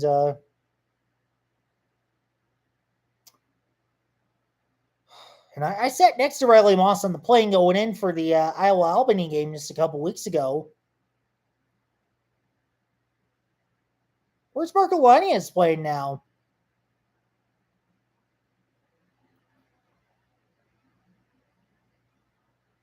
Elon versus Tennessee State. Well, the more I've been a Hawkeye, the more I've been a fan of the 2009 team, especially Adrian Claiborne. That guy was a freaking beast out there.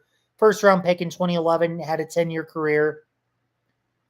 He's more and more become one of my favorites, but The thing is, I mean, back when I was in middle school, I was more into professional football. I didn't follow the college game really all that much, and I mean, and I didn't get much into college football until 2011. And remember, I'm from Chicago. I didn't grow up a Hawkeye like some of these people did, where Iowa was just the thing in all over. Like, I grew up in suburban Chicago where people were rooting for different teams, and I never truly had one until I became a Hawkeye at age 19. But yes, that 2009 Hawkeyes team that won that Orange Bowl against Georgia Tech. I mean, the more I've seen highlights of that team, especially Adrian Claiborne's block punt return against Penn State, the more I love them. So, yeah, so those questions, I mean, I got to go with Caitlin Clark. I mean, and to bear with Caitlin Clark, I mean, that would just be a crazy dream come true. Well, don't forget they also had the 2015 team. I mean, they had an undefeated regular season before losing in the last minute to Michigan State in the Big Ten title game. But now, as far as Iowa having draft picks in this upcoming draft, I mean, I tend to pay more attention to that as the season goes on later in the year, or more so in January when people are finally starting talking about the NFL draft. But here's the thing: Iowa has had a draft pick in every NFL draft since, I want to say, since sometime in the 70s. So, I mean, all we need is just one guy to be pretty good, and then he'll get picked. Who it is, I'm not too sure just yet. It's really going to depend on how this season is going to progress. But I mean, if Jennings Dunker, if he goes pro, I mean, I really want to say that Jennings Dunker at some point or another. I truly do want to say that he winds up getting picked at some point. I mean, he's rated good enough to where I think he can at least get picked. And then if Aaron Graves, Aaron Graves, Logan Jones, I mean, those two, I mean, if they leave Iowa after this year, I think at least one of those guys gets picked. Where, I'm not exactly sure, but Edison Ostrander, he's got pro potential given he's a tight end playing for Iowa. But the thing with Edison Ostrander is he's done for the year with that Achilles injury, and he may want to try to come back for another year nowadays. And so it's really going to depend on what he wants to do. I mean, if he didn't get that Achilles injury, I do want to say that he could, if anything, be like Eric All, and then, or even Luke Leshaber, who was drafted with like the 250-something pick, one of the final guys to get picked this past year. I do want to say that. But I've actually gotten to meet Dan Gable before. I actually did meet him at a Fright Fest 4 years ago. I got his book autographed by him, and I believe just right there on the on my stand. Let me go grab it. Let me grab it.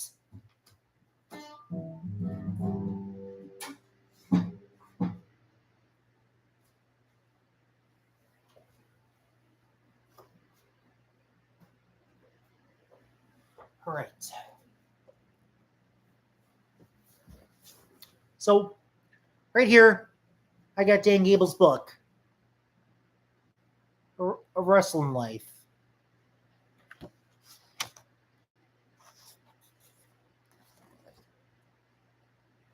Got it signed by a lot of guys from the 2021-22 wrestling program, and autographed by Dan Gable, just right here.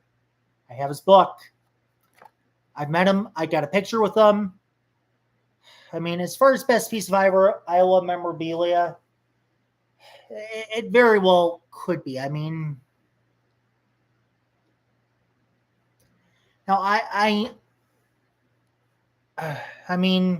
do have a autograph poster from the women's basketball team that I got just a couple weeks ago when I was over at Fright Fest, but the thing is, I mean, Yeah, I get it. Dan Gable wrestled at Iowa State, but living in Iowa City for 5 years, he is still celebrated. And another story from that Tampa trip, I was just eating at a restaurant with my dad, and this one weirdo man at this restaurant comes up and asks me, "Hey, do you know Dan Gable?" And what? I know who he is, but no, I don't personally know him. And then the guy's like, Dan Gable.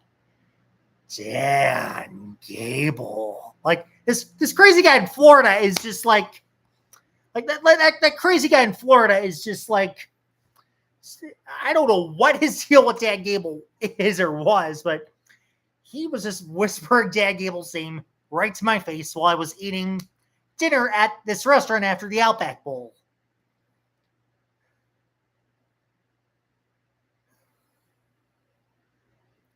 So that just goes to show you how celebrated Dan Gable is, even as a Hawkeye.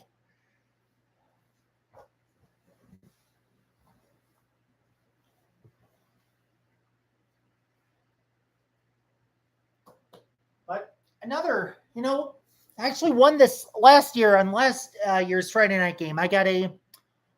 This was from a raffle when I joined the Polk County Iowa Club at a Hawkeye bar just outside of Des Moines when for the Iowa UCLA game last year when I was in Des Moines for a friend's wedding, and I got it and from a raffle to benefit the Polk County Iowa Club. I ended up getting this autographed hat from Kirk Ferentz. I won it in a raffle. So I got quite a bit. I've had a blessed life as a Hawkeye, and I still do.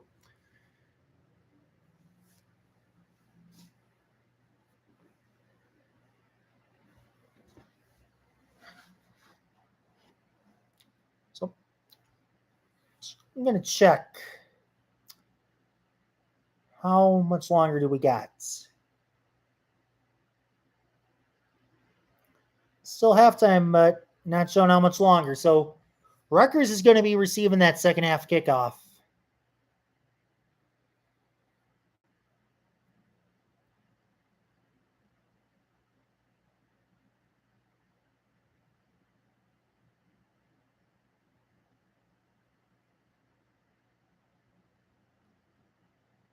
I mean, so the bet I made at Rivers Casino after Ethan's wedding, I went to Rivers Casino. The bet I made there about Caleb Williams was 4,000 yards, but Bears also have to win the NFC North. And, you know, I was thinking this was going to be the year that he would at least become the Bears' first 4,000 yard passer.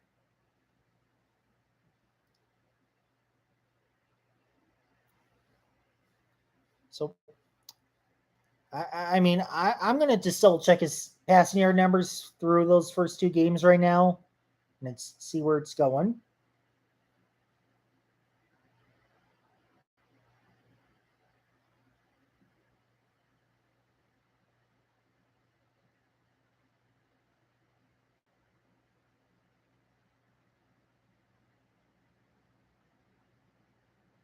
So he's got Caleb Williams has got 417 yards on the season.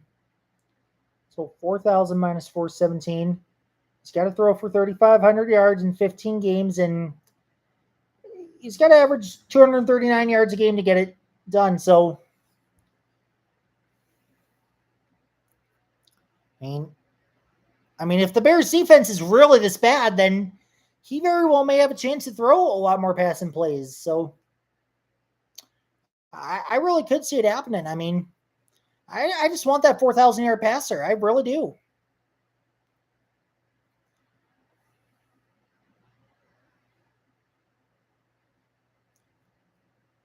So, halftime's over. Game is restarting. All right. Stevens is kicking that one off. They're going to fair catch the ball. I do agree with you. Third downs are going to be absolutely crucial. Iowa's got to get those third downs in order to win this game.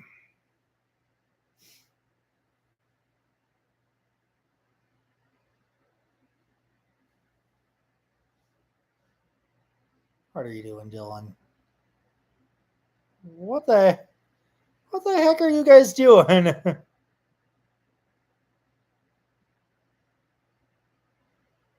All right, that's enough. I've known those guys since grade school. Come on. Come on, that's enough, guys. Come on.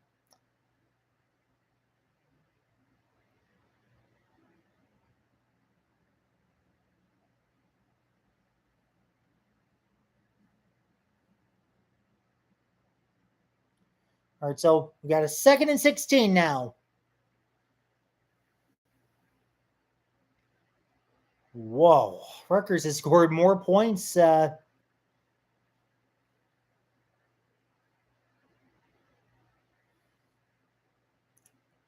So 2nd and 16. And all right. Just calm down there. Calm down in there. Come on. Just again, I don't know who's watching, but just keep it all professional. Just there's no need to be doing that. All right, 3rd and 9. And it's incomplete. All right, 4th and 9. There we go.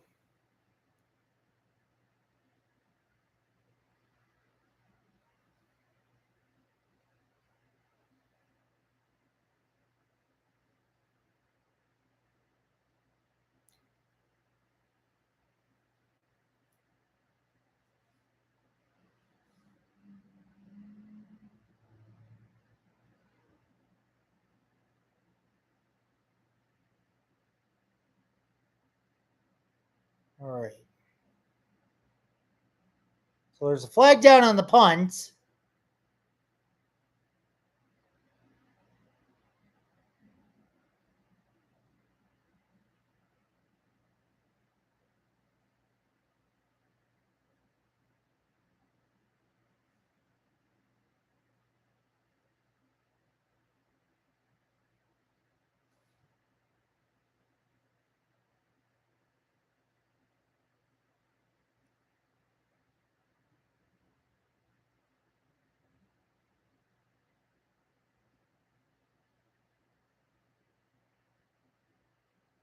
So we were offside. Oh no.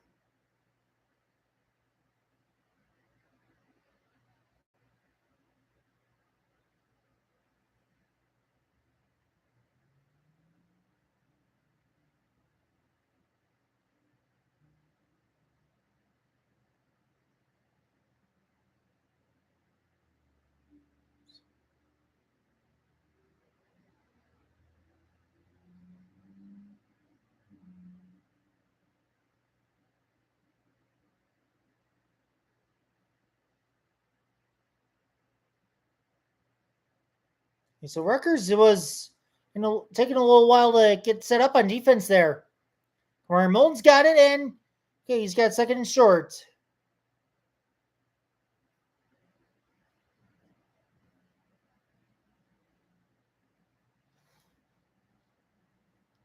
So we got 2 yards to go. We got to get this first down. I mean, we got to go score in this drive here.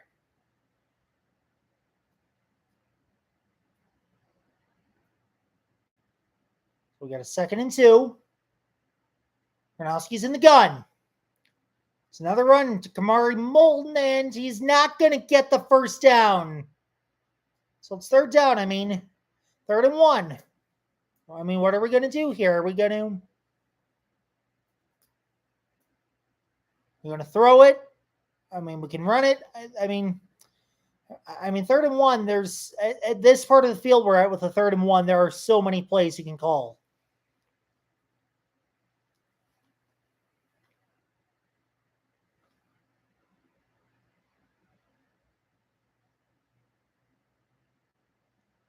Third and 1. Gronowski's going to run. He's got the first down.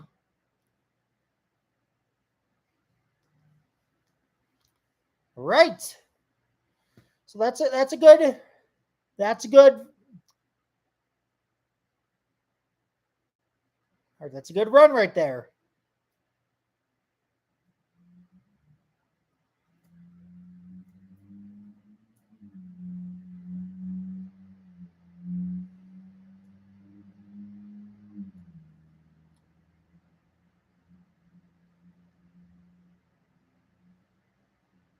All right, so Gronowski, he's in the shotgun on first down. Takes that snap. He's throwing it, and he's wide open. He's got Orworth right there. So we got first down.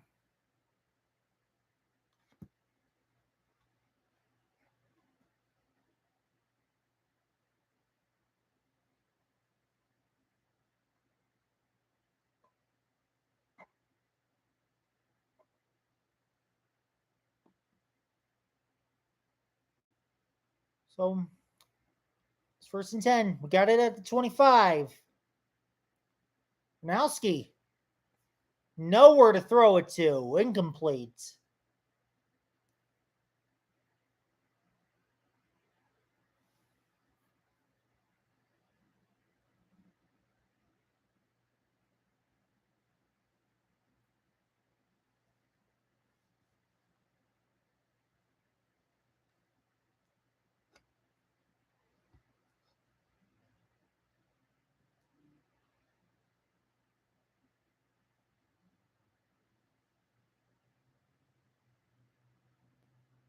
All right, so we got second down.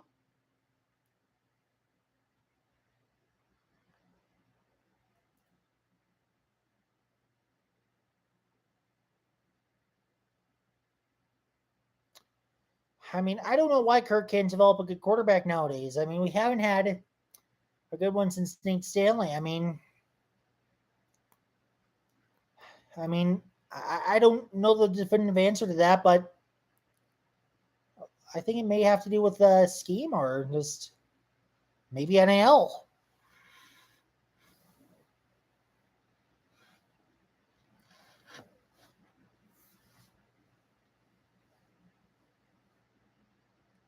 Gronowski's going to throw. All right, there's Weegan again.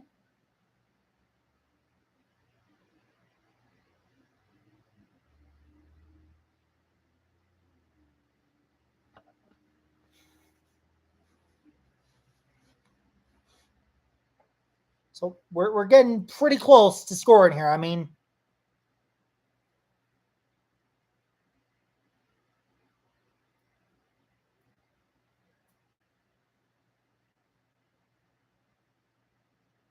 so it's fourth down. You got to have this kick. Oh, tell me he made that. Ah! Ah!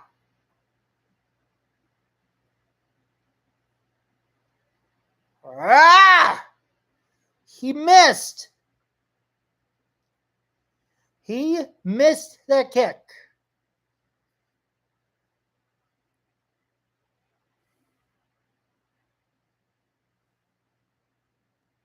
Jeez, both kickers have missed kicks this evening. So, but that's right. Like I said, I mean, when a tied football game comes out at halftime, I say 0-0. So, no one's winning, no one's losing.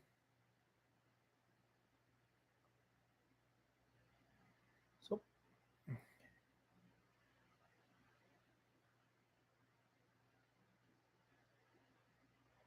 I mean, let me. Oh man, I mean, let me see what. I mean, I agree. Third down's got to. It's got to be stepped up there. I mean, third downs can make or break a game, and I've seen that happen so many times. I mean, in this one game I played in high school 11 years ago against Lake Forest, we were not good on third downs, and unfortunately, while we got some touchdowns, our third down offense really screwed us over in the end. Bad enough.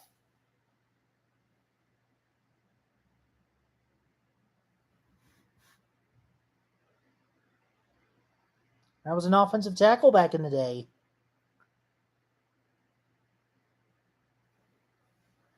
I mean, ESPN currently is giving Rutgers a 54.9% chance to win. That's what it's currently standing at here. But, I mean, they did put me at left tackle sometimes, but yeah, I did mostly right tackle, but I was flexible. I did whatever they needed me to. If they wanted me left side, that was fine. If they wanted me right, I would just go and do it.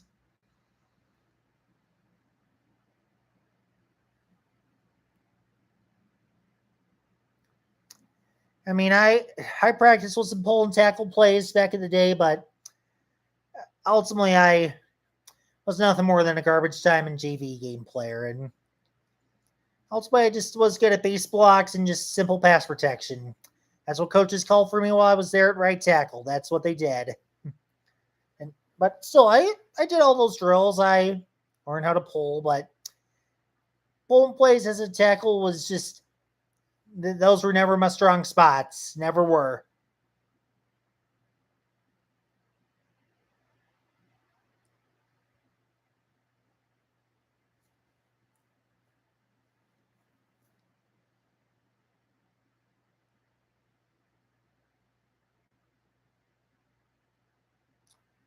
Cooper DeJean is there. Well, I guess I can't be too surprised.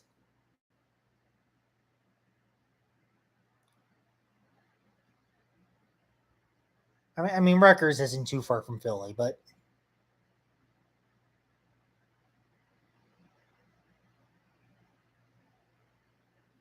of course, I never gave the defense any freebies. I had to block against two defensive ends who played D1, and I was not giving them anything. I was reading that card. I was going in, left tackle, right tackle. I was freaking hard on them. Really was.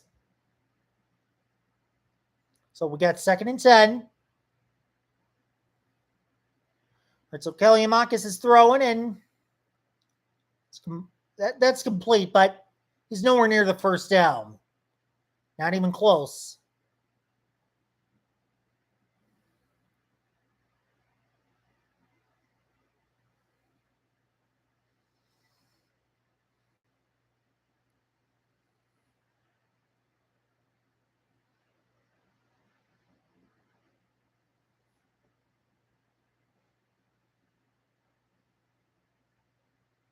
So we got a 3rd down, 4 yards to go.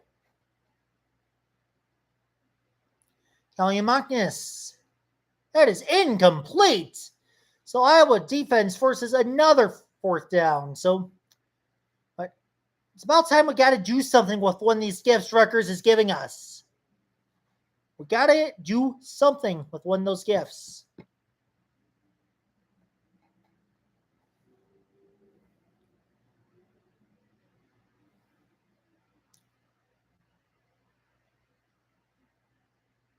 Ooh, and 18 got shaken up there, we see.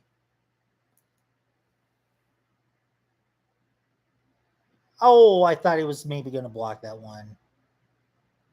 And I already know. Flag's going to be unroughing the kicker. Punter went down hard on that one. I mean, I'm not the best official, I know, but I've officiated enough JV football out here in Denver where I know if the punter falls down, they're gonna call it running into the kicker. Oh, they're waving it off. Oh, kicker was outside the tackle box, so they waved it off. Oof, that's a good break. But we're very backed up still. We're still very well backed up.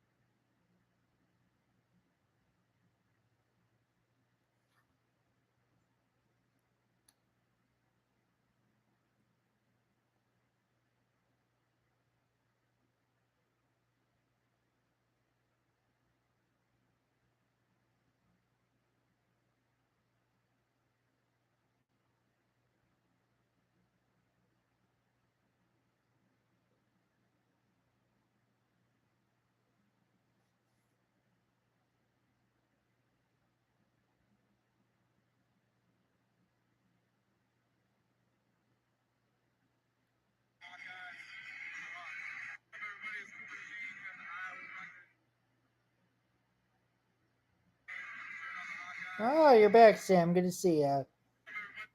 Oh my God, yes, I do miss living at the quarters. I mean, I got 2 great years of being able to live there, and it was an adventure getting to go there and to live there. I love that hot tub, and it was a blessing for the time I got out there.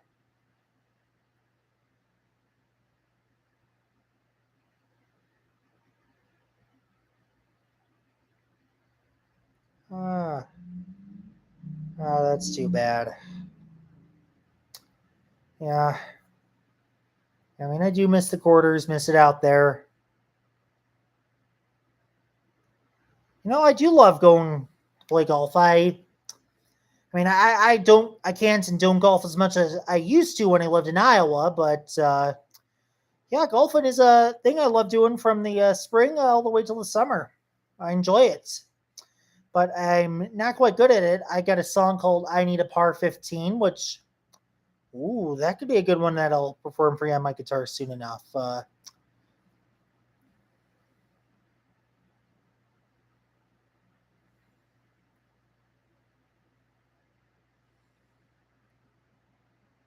Doing very well. How about yourself, Will? And then, come on. I mean, you're backed up this far. You're backed up this fucking far. You can't be doing that.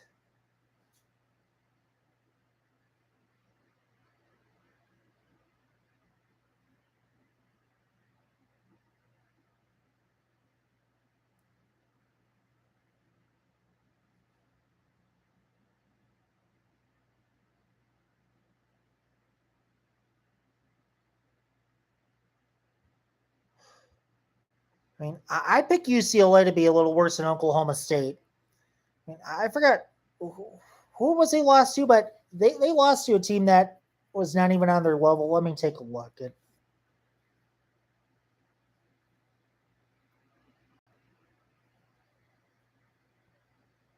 New Mexico. Yeah, if they lost New Mexico that badly, that really says something. And I'm still shocked that we lost that UCLA game just last year.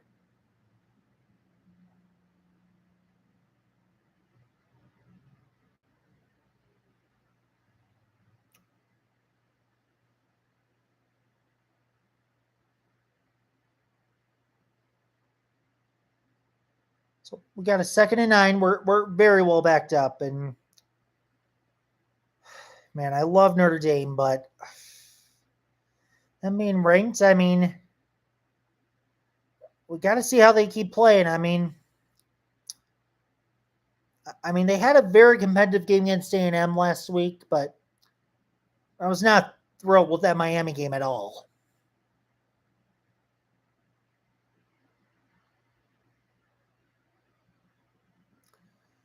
And what I'm going to say is, if we do not win this game tonight, I'm not sure I was going to get ranked at all this year. If we win, now, if Iowa were to win tonight, I'm not going to say let's rank us right now. We got to, if we can win tonight and if we can beat Indiana next week, then maybe we can get like a 24-25. Maybe we can do that, but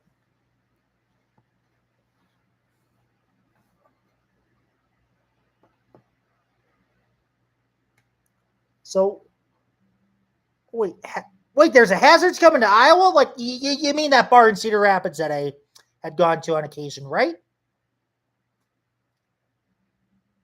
Greatest Hawkeye is now Kinnick. So when the oh boy, we're really backed up. I've been saying all game long, third downs can make work a game, but you're saying Field House. Like, I didn't see this when it was there a few weeks ago. You're saying Field House got replaced by Hazards, that same bar in Cedar Rapids that I love. Like, if that, what I'll say is, okay, so Field House had a legacy, a pretty big one for me. I loved going to Field House. And that was a fun bar. I did a lot of clubbing there, but and the Field House is going. obviously ripping a piece out of my heart because it's closing, but at the same time, I really loved Hazards, and when I am back in Iowa City just next month, I would. I mean, and yeah, the whole thing is country bars. I mean, El Rey's was a great country music bar, and I love El Rey's still, but then it became so much of an all around bar that I feel we could use a pretty big country music bar. And I mean, when I go back to Iowa City next month, I would. I mean, I would really love to get to the Hazards. I would love to.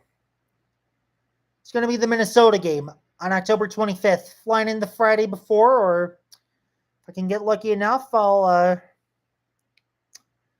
try to fly in that Thursday. But no, I have not been to Barntown since that one day. But I'm going to Oktoberfest next week, and yeah, my mom's going to be coming with me to make sure I don't overdrink. So yeah, the plan is going to be Minnesota, Iowa on October 25th. That's going to be my conference game. I'm hoping I can stay in Iowa City a couple days.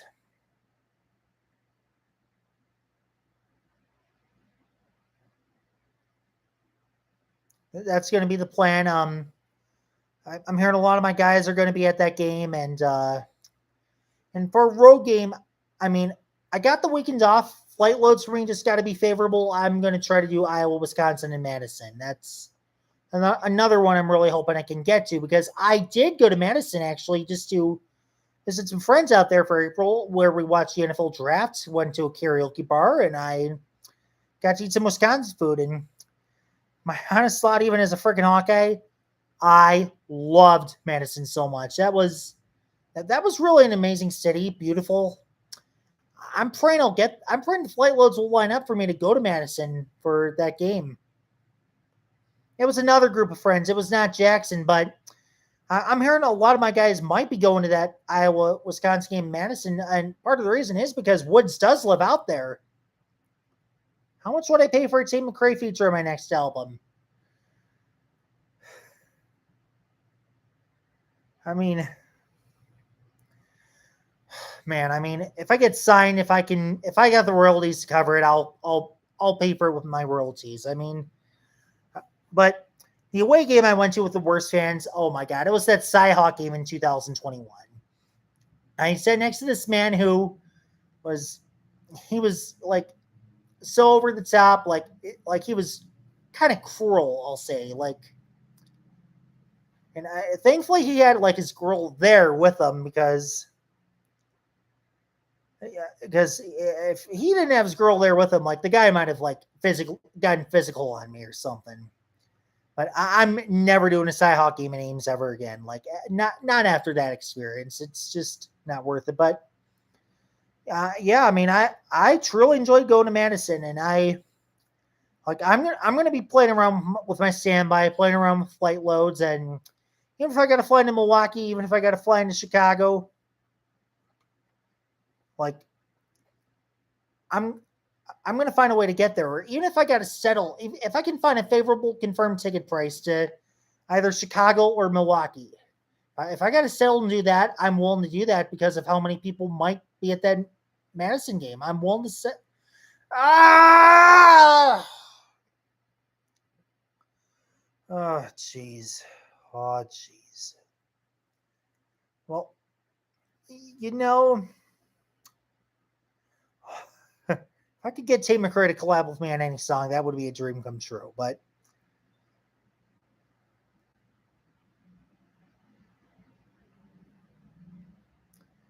I mean, Tate McRae is my girl right now, but historically, I've been a longtime Jimmy Buffett fan.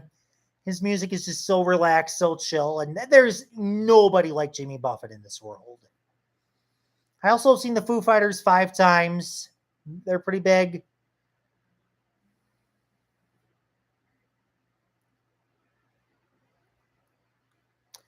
So we got second and 8, but Rutgers is really moving down there.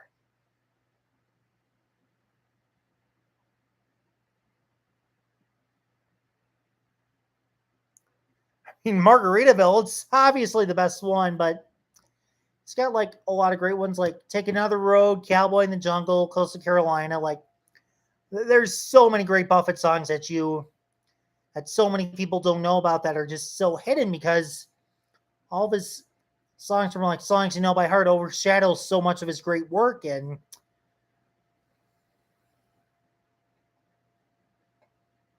I love A Pirate Looks at 42. That's a great one. I mean,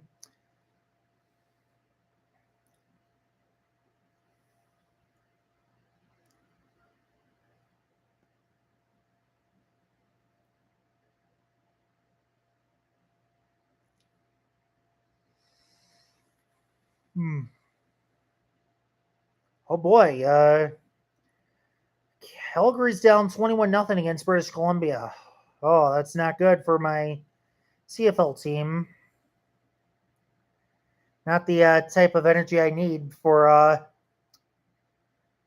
see a girl from Calgary tomorrow night. But so is Caleb Williams a bust? Like, I was not even thinking that at the end of last year. No, I mean, he still threw for 3,500 yards and 20 touchdowns, and he had stretches of greatness. The offensive line was worse. I'm not thinking Caleb Williams is a bust. And I mean, those first two games, I mean, he had flashes, he had great moments. So I think he's still got some more room to grow, but he's always got the right mindset that he's got to have for being an NFL quarterback. And no, I don't hate Tanner. No, come on, no.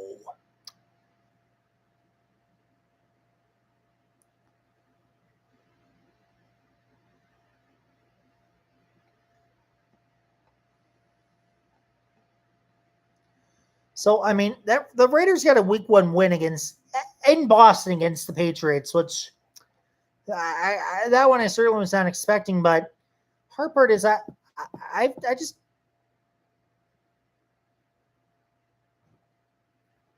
okay. I just picked the Raiders as the worst of four teams, and I mean I wanted Tyler Warren, but we got Colston Loveland, but instead, but so far I'm not going to say it's the worst of all time. I mean I was saying let's pick Tyler Warren if he's there, but so far I'm not saying that this is like one of the worst things of all time. I really don't think so. I mean, there's still so much to grow. I mean, it's got to go for like years, multiple years before you can come to that decision. I mean, as crazy as it sounds, 2017 felt so much hope for Mitch Trubisky, and then 2018 I wasn't thrilled with his stats, but I was thinking he could be fine, and then finally year 3, 2019, I'm like, yeah, this is not a good decision. And no, it's only 2 games. I mean, I don't think he's on the hot seat. And that could have been deadly. That could have been deadly for the Hawks. Really could have been deadly right there. But we got away with one. I mean, Kelly Marcus, like, if he just gets that a little closer to number 8, then right there. And it's 2021, but we got to stop him on this third down.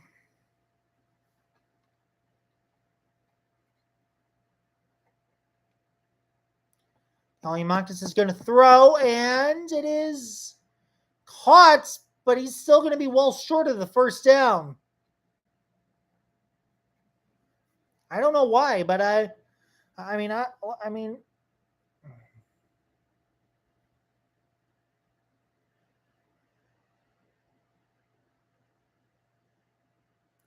it's just, I'm at where ESPN is saying the game is at. I think your cable may just be a little slow or something. So it's 4th and 7, and Patel's got to attempt another kick. So, and he missed that one from 37 earlier.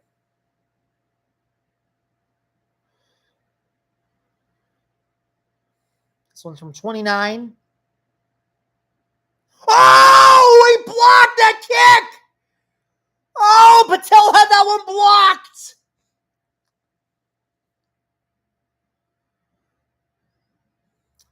That is a huge stop. Wow. I mean, I'm looking at this replay like, who got a hand on it?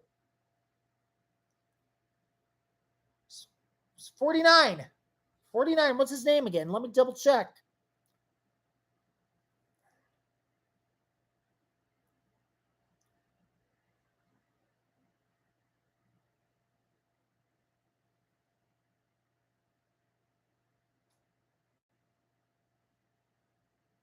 Got it.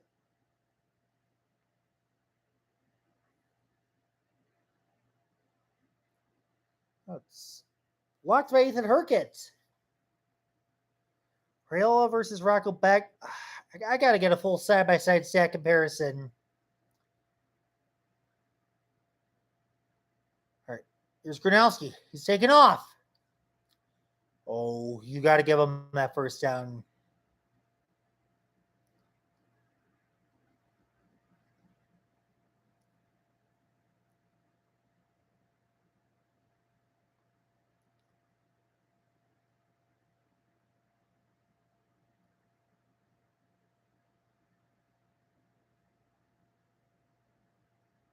So, yeah, they got him that first down.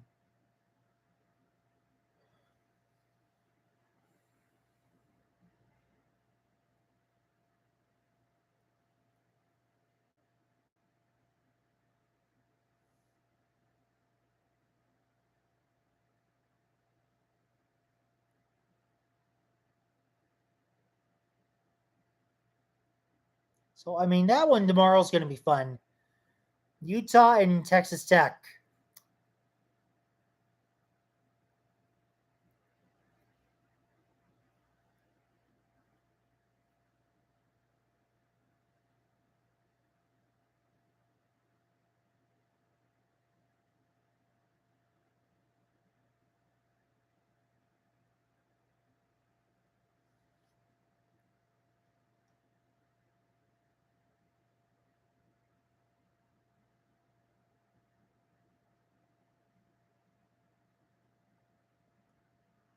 Well, I got a VIP package for the concert tomorrow, and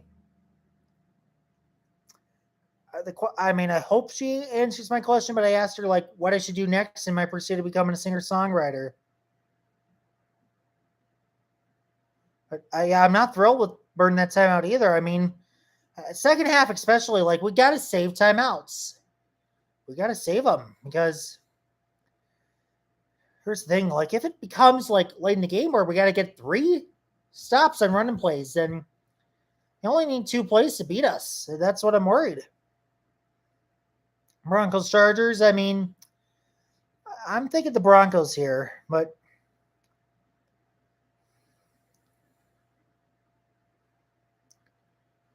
it's 2nd and 6. Gronowski, he's going to give it off. Kamari Moulton, and not going to be close. Not close to the first down, so we got 3rd here. I mean, eventually at some point, one team scores. Surprisingly, I do. I mean, I see a lot of people from the Denver area who love the Hawks, and again, like giving Denver's a spot where a lot of people from Iowa travel. I run into a lot of people flying into Cedar Rapids, Des Moines, and even going into Davenport too. It's common to see it at my job. And Iowa's a big name school too. Gronowski. He's got that first down. He's got it to Weegan.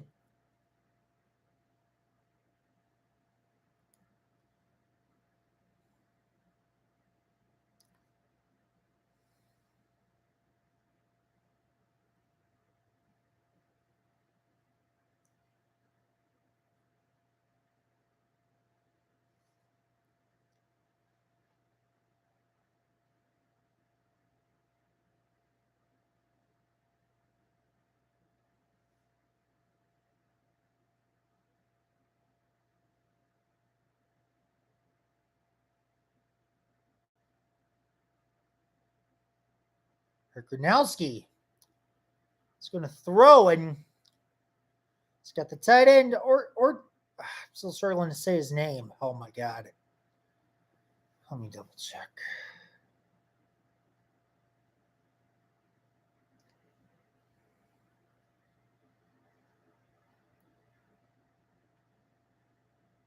Yeah, Ortworth or whatever.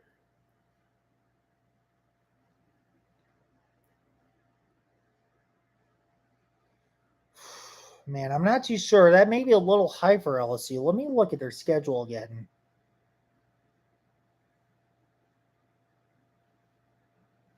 Oh, that's a first down.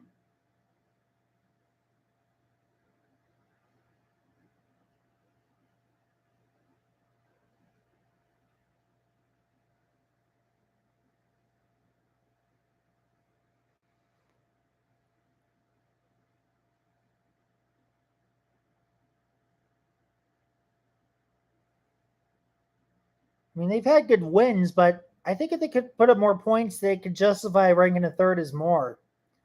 I mean,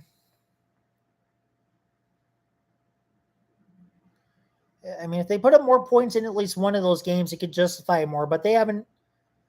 I mean, what has been their max so far? The max is 23 points that they put up, which was against Louisiana Tech. I'm not thinking so. And yes, I was at that Penn State game.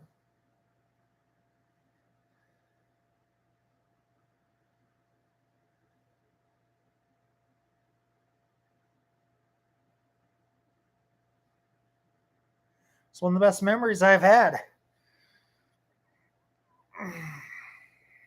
Yeah, while we're on commercial, I'm going to bring something.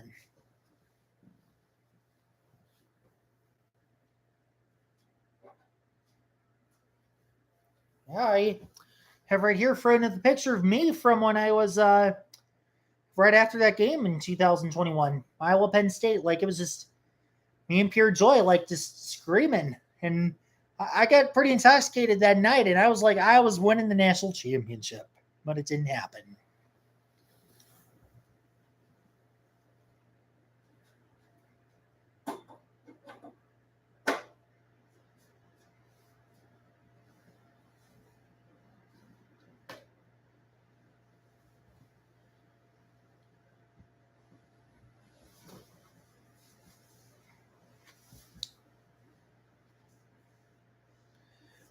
I mean, I remember watching those three false starts live, and I'm like, oh my god, yes, yes, we're really getting to them. But oh man, I love Spaghetti Works. It's one of my favorite spots in Des Moines. I mean, when I was in Des Moines last year for Chase's wedding, I also did Big Grove before the night before the wedding, but Spaghetti Works was absolutely up there too.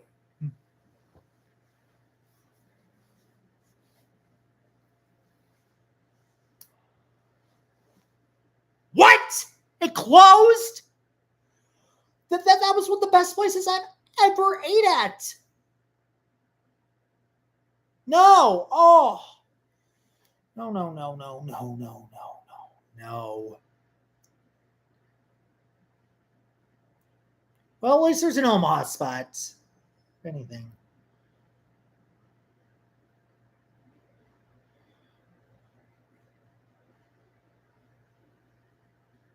Yep, it's closed. Very much a shame. I loved going there, and we were there one day. Will after I was in Omaha one day.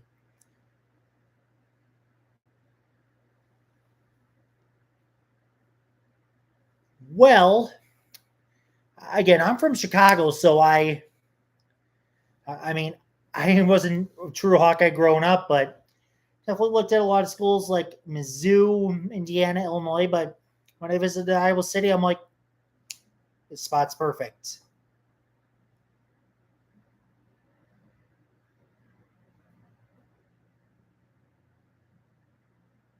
I mean, Pat Fitzgerald. I mean, thank you. I mean, now Pat Fitzgerald. I mean, look, I think he was. I mean, as serious as some of this stuff may be, I think he was kind of treated unfairly. I mean, especially considering that, like, at first all the school said is we're just going to give you a 2-week unpaid suspension, and then it ended up turning into a full-on termination after the same thing. And to me, I think that personally was not fair to him. Even he deleted the tweet shortly afterwards, but in Riley Lee's my high school quarterback who I played with, who got to play under Coach Fitzgerald at Northwestern, he came out defending him. So many other Northwestern players did, and I'm still not convinced that Fitzgerald got fired for cause. I'm still not totally convinced that it was a justified firing for that reason. But first he's got to I haven't checked on that case in a while, but I know his lawyer was saying he's got to get his name cleared before any school will even hire him for anything, and he does want this job again. Oof, dangerous throw, but thankfully it was out of bounds.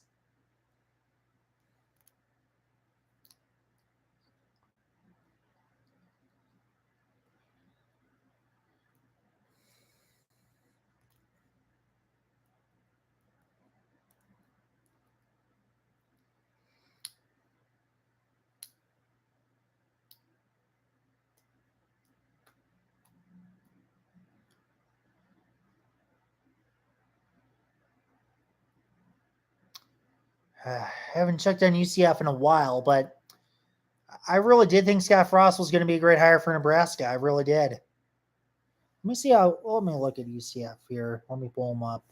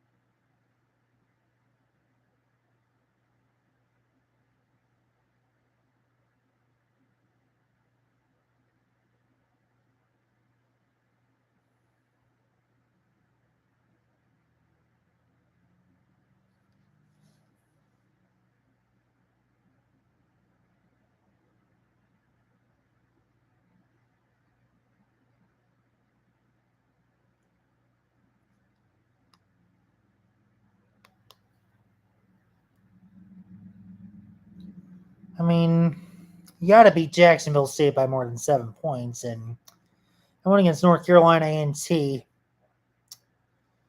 Come on, it's just North Carolina A&T. It's not something I'm too convinced with, but yeah, let's see how Big 12 play goes, and then think a little more on it. But so, I'm starting to wonder more and more: is Kirk going to just call quits? Is Kirk just going to walk away after this year, given he's got the wins record? And I know he won't coach forever, but whether it's this year or 3 years from now or 10 years, yeah,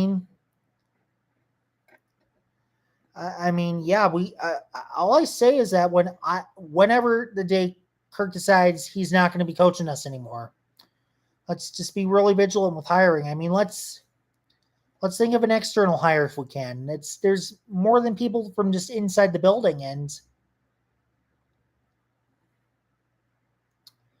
let's find a really good coach no matter what. But yeah, my concern is if we bring in a hyped up coach from a lesser conference, then yeah, it could worry me that maybe it's like Wisconsin with Luke Fickell right now, where it's not all coming together, at least not as quickly as we thought.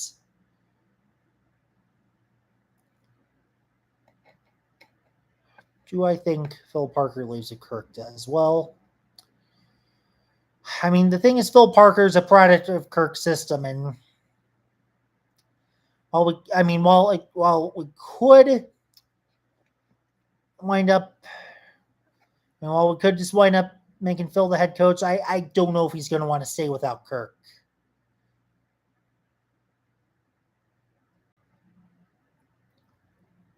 And I'm thinking Illinois is going to win. I'm convinced Illinois they're a couple big wins away from getting a college football playoff spot. Ah, what the hell?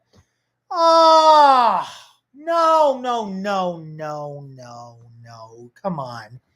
If you caught that, you at least get a first down and then maybe a touchdown. But now we're bringing out Stevens on this 4th and 5.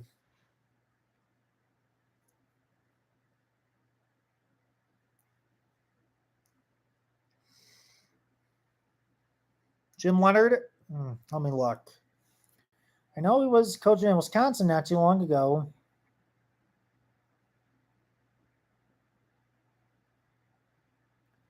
He's actually He's actually a defensive assistant with the Broncos now. But all right, there we go. We got 3 points, 24-21. Let's just keep it this way.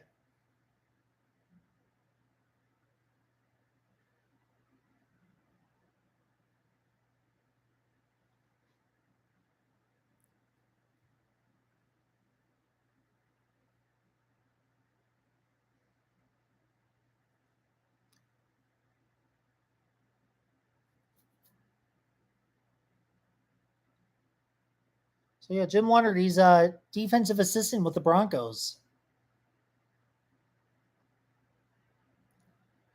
I mean, if Belichick flames out in North Carolina, even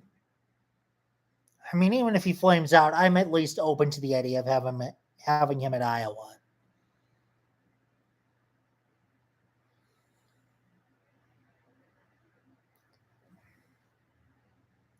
Because Belichick and Kirk Ferentz. There's a documentary about the 1995 Cleveland Browns that the Browns team that ended up announcing they were moving to Baltimore, and then they became the Ravens. Belichick was the head coach of that 95 Browns team, and Kirk Ferentz was a high-ranking assistant of his. I want to say offensive coordinator with those 95 Browns, and I actually asked Kirk Ferentz, like, what was it like to coach with Bill Belichick? And he had nothing but great words to say about it. And he said that the mistakes that the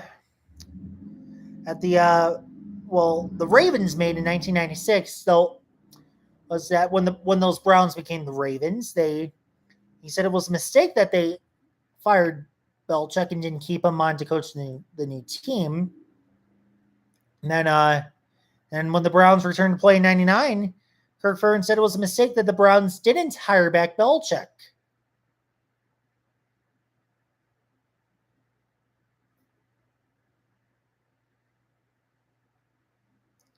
But the thing is, I don't know how the hell Belichick got to date is dating someone who is that much younger than him. How the hell did they meet? And they have such an age difference. Like, I don't know how the hell they're dating or what their story is, but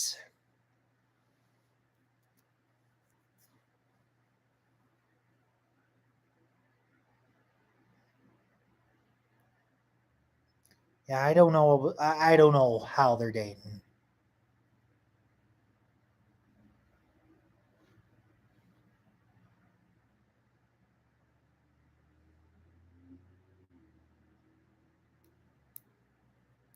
So there's a kickoff from Stevens, and it's the end zone touchback. No, well, I'm a big fan of Tate McRae. But outside of her, no one just yet.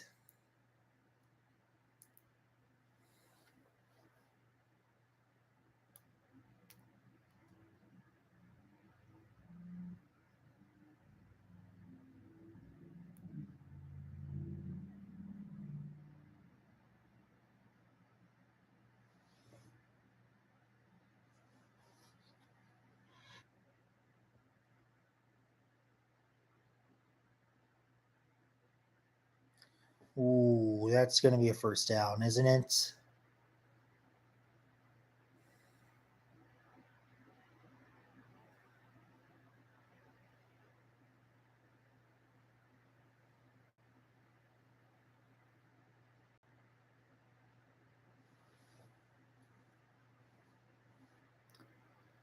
Oh no. Oh no. That's a first down, and it's getting to the 40. Oh, yikes. We got to make a good stop here again. We really got to.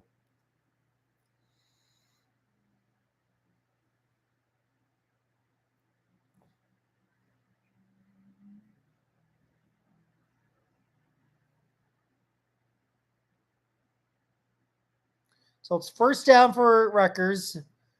We got it at the 40 yard. They got it at the 40-yard line. So 39.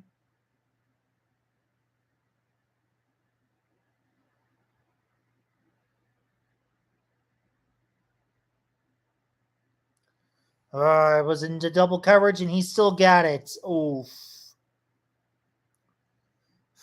I mean, we really need our defense to come up big here. I'll take a defensive touchdown right now. That's going to help quite a bit.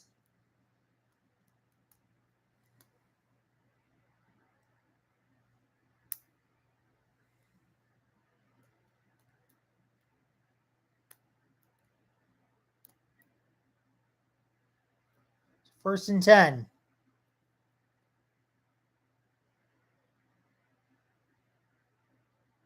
Iowa-Rutgers is throwing deep to. Another almost touchdown stopped. Oh boy. And we've been getting away with a lot of those all evening. We really have been.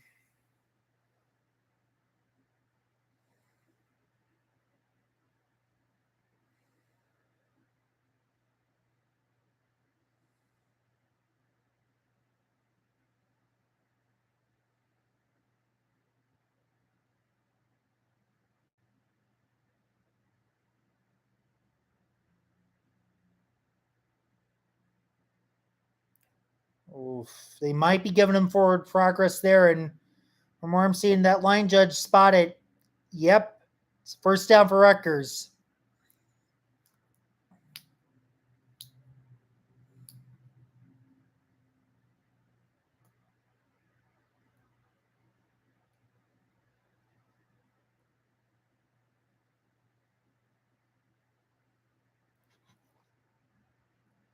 So it's first and 10. Rutgers is in the red zone, 17-yard line. Oh man, Kelly Monkus threw another perfect ball. Another perfect ball right there.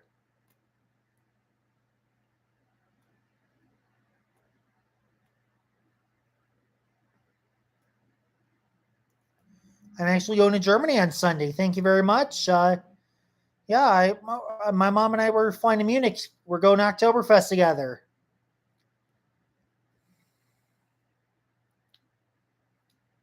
So it's second and 3. And this is going to be a run. Oof, and now it's going to be first and goal. And thank you. I'll drink a lot of beer for you, Don. So we got it 24-21. Rutgers has first and goal. Oh my Lord, Kelly and Magnus has had over 300 yards. And no, I've never been to Germany. This is one of my new countries I'm so excited to see.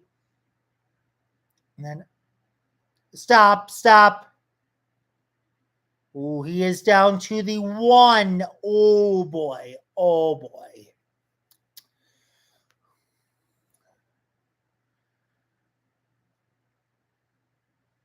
So they're 1 yard away, and this is where it always gets dangerous. I mean, Iowa's got a great defense, one of the best coached defensive teams in this country, but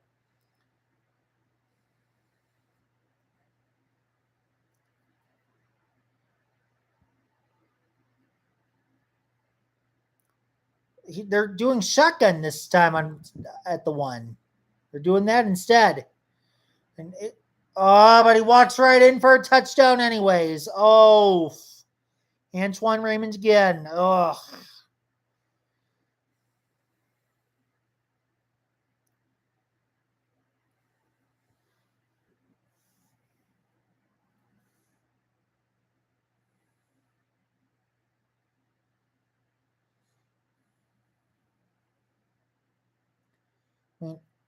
if he makes this extra point, we're going to be down by 4 and we need a touchdown. And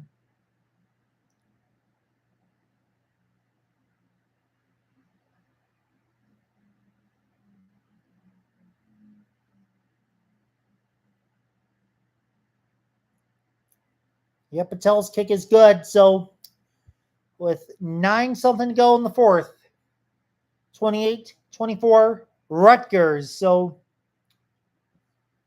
Oh boy, we got some work to do. Lots of it. We're down by 4.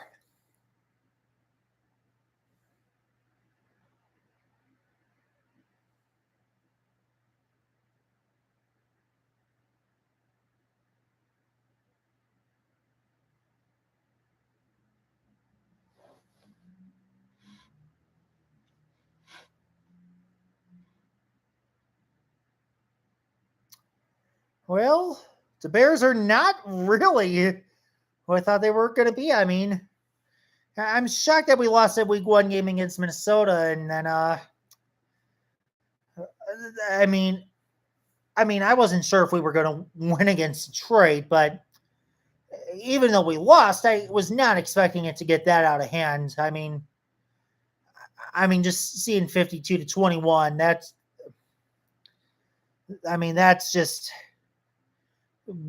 just got to be on the defense. We need better defense, and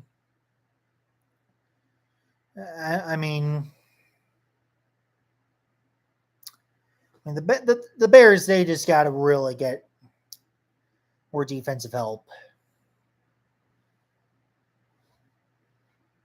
The defense has got to be playing better. Ooh, whoa, that's quite a line.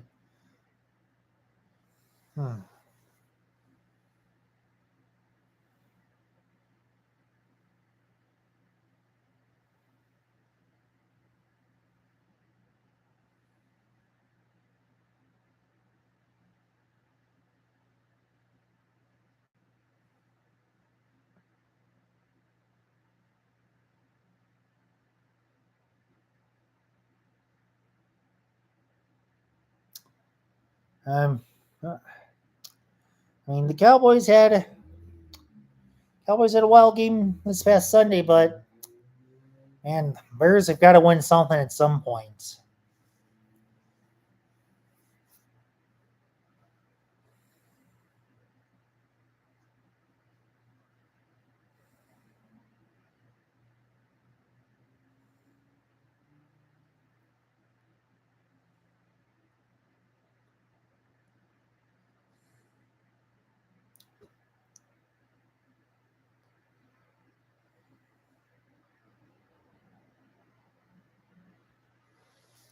I want to see what ChatGPT's got to say about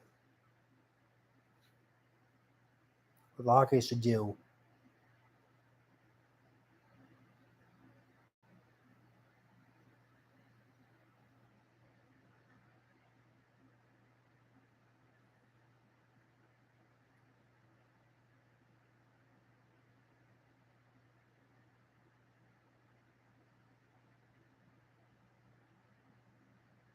So ChatGPT is saying stay balanced, power run, short, medium passes, play action, take the deep shot if it's there. And when we get the ball back, force a quick stop, be good with tackling. And yep, we got some time. So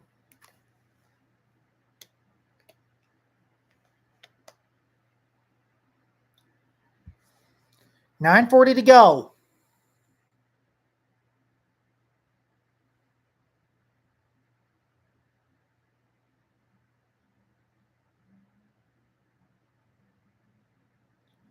Oh my lord! At least Caleb Johnson, what he did last week for the Steelers. Oh man, that was not a good error at all, and I was worried I went almost won like that.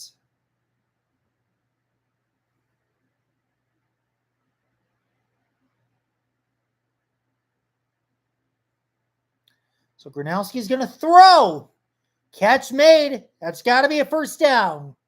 Got out at the 30, if not 31.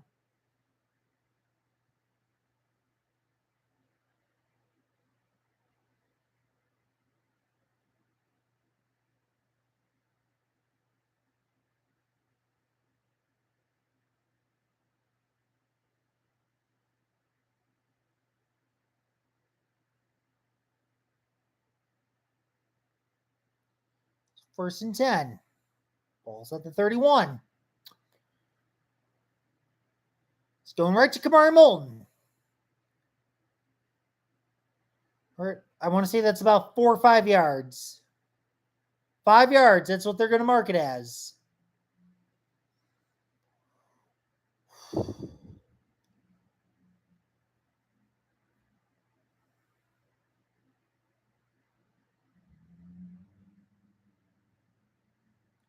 And Rutgers has got someone a little hobbled up here.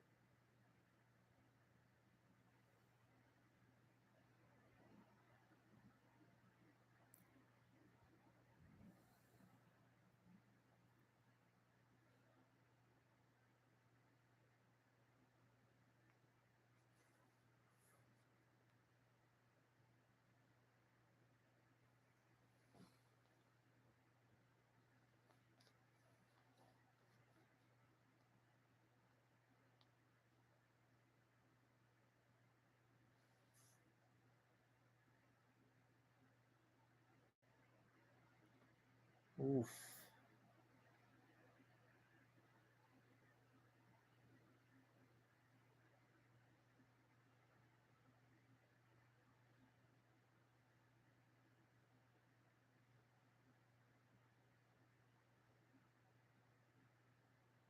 I'm definitely hoping he's all right. I'll tell you that.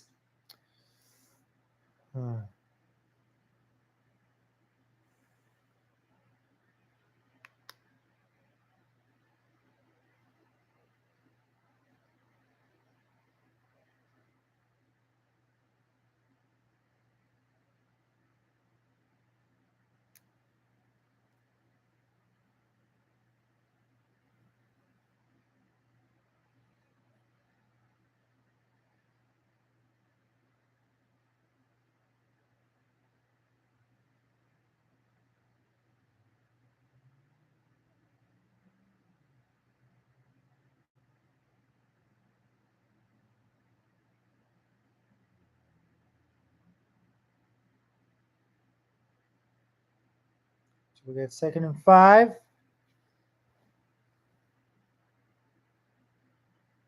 Oh no! Oh no, he went down.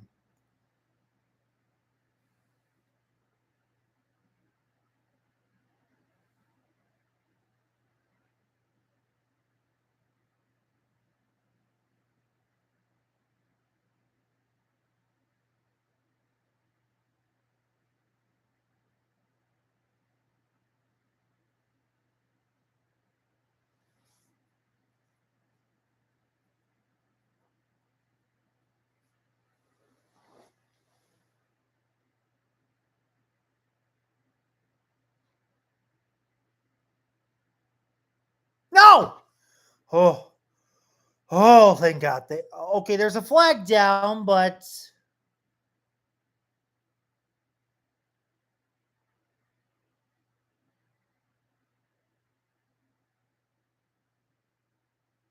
oh, it's defensive holding. There we go.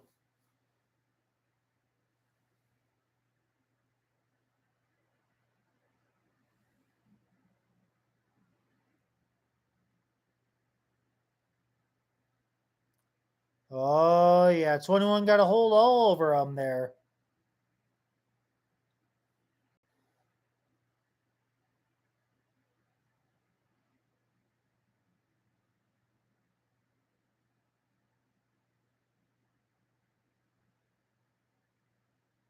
So now we got a new set of downs. We got 7:55 to go.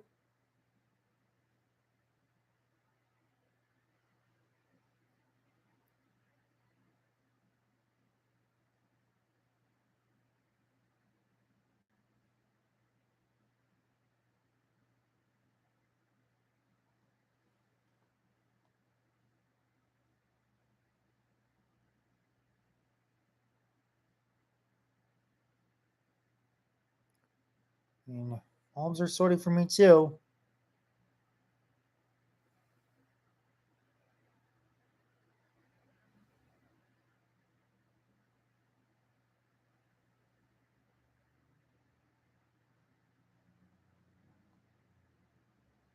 So we gotta get it. We gotta have it. Gronowski! Did he catch that? Did Howard catch that? He did! Oh!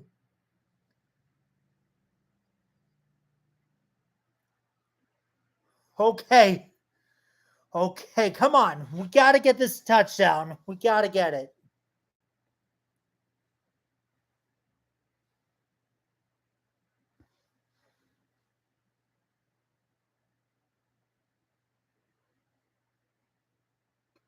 It's a good catch right there. Better throw. Whoa. Whoa. All right. Come on, Gronowski. Gronowski! Down to the one. Down to the one. We got this.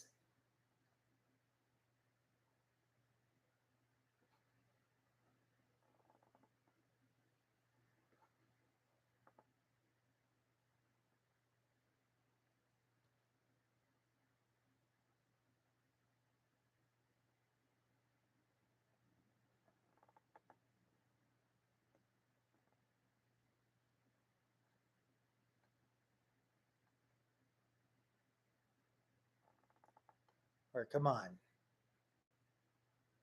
It's a good time to score, and we do! Touchdown, Hawks! There we go. What a way to respond.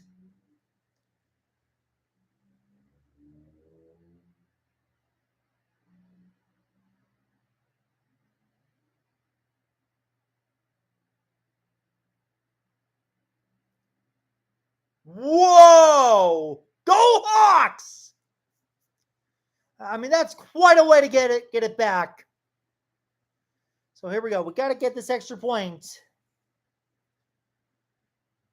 All right, 3-point game. Now, if our defense can get one more stop, and just maybe we got what we need to go win. Get one more stop.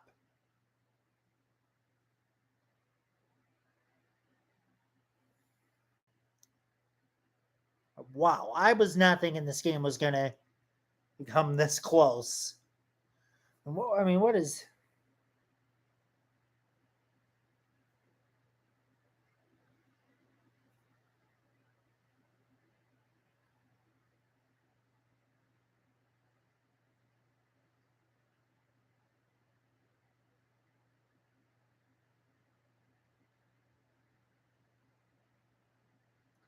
I mean, ESPN gives us a 2/3 of a shot of winning, 67.3% at the time, but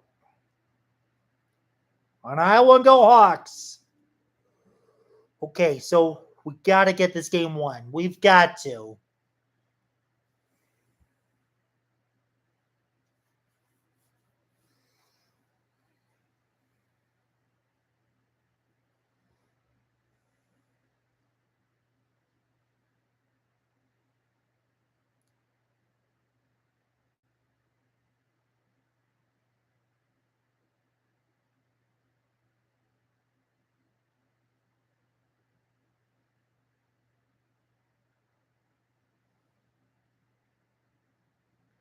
Maybe I will.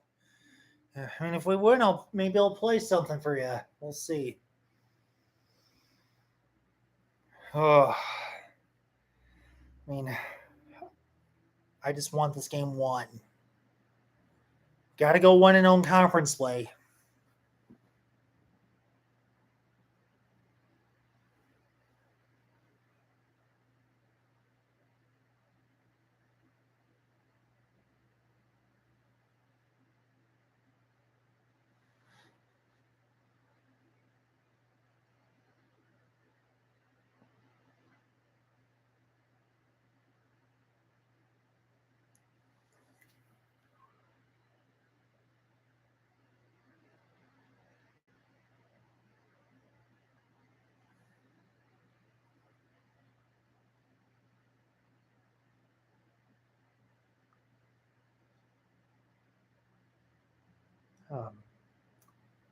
Well, good for you. Duck season started when Iowa's got a bye week in football.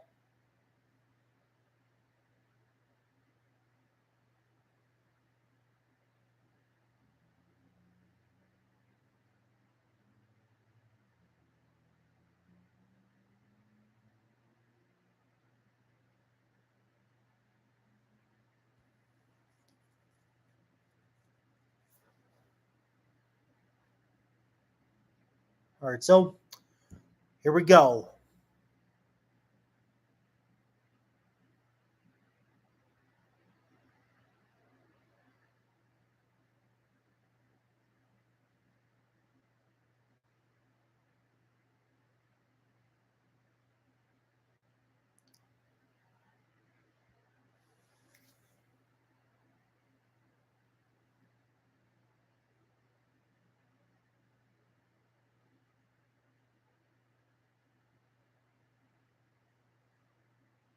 Okay.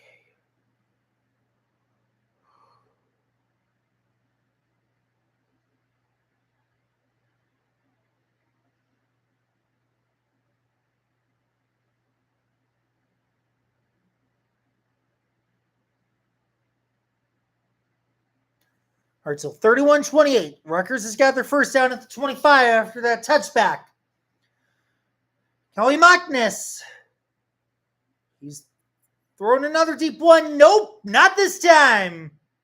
Incomplete.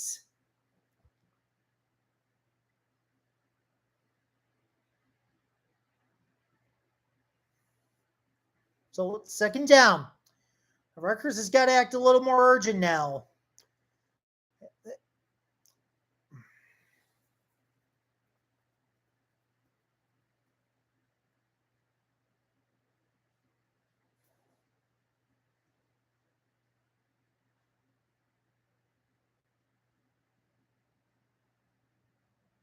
All right, he's got to snap at 3, 2, and all right, he's got the run.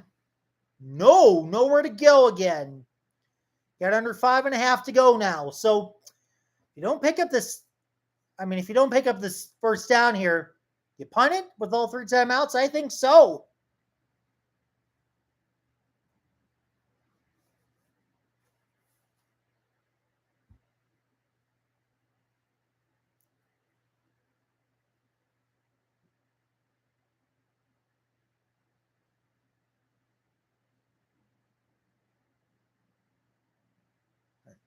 Man, this is a throw here.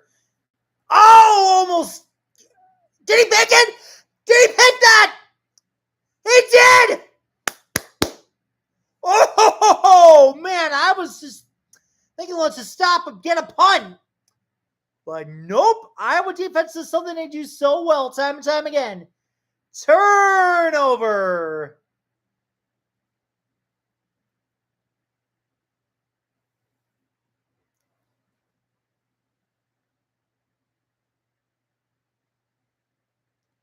Oh, what a great catch that one was.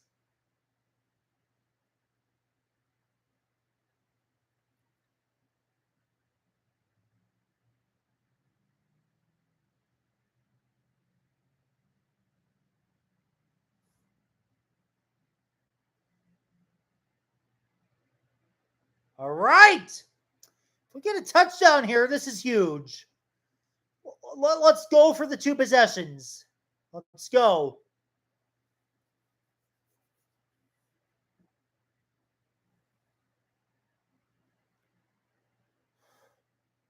We'll see. It depends on when I come back from Germany, too. But that's Kamari Moulton.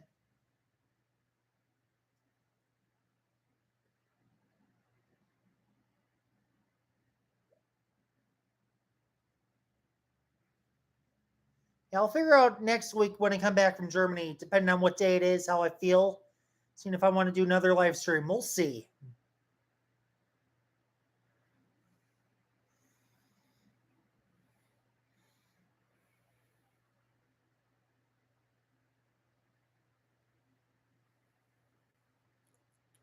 All right, we got a fresh set of downs. First down here.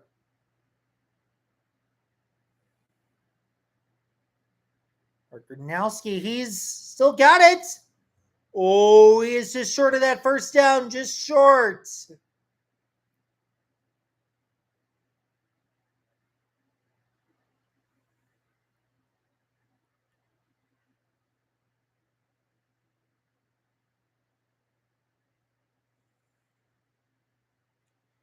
Until 2nd and 1.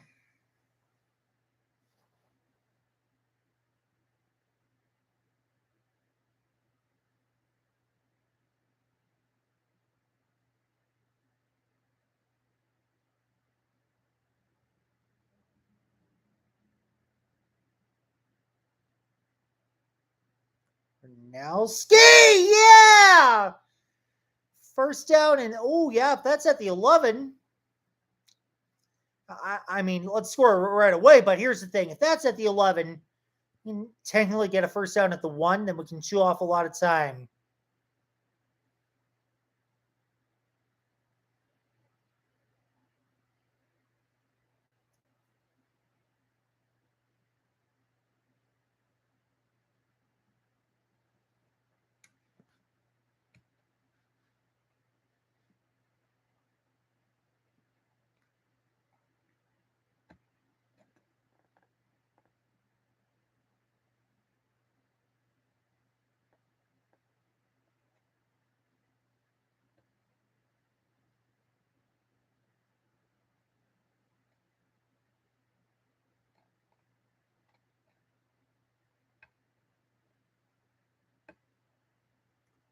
First down.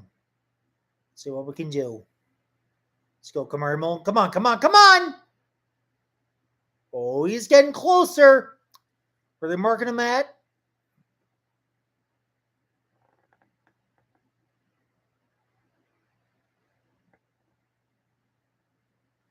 Well, whether or not Rutgers can still pull this one off, well, it's going to depend on what Iowa does here. I mean, if Iowa gets a touchdown, it significantly weakens their chance, but if they don't get a touchdown, oh boy, I don't even want to think about it.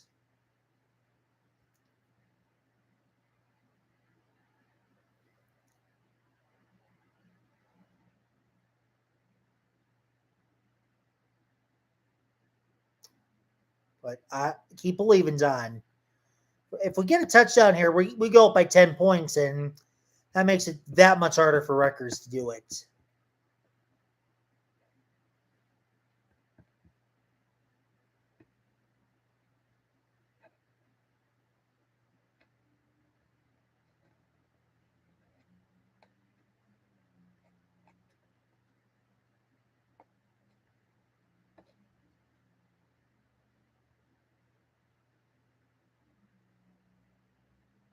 Second and 1. Got it at 2. Let's go score. Got Howard in motion.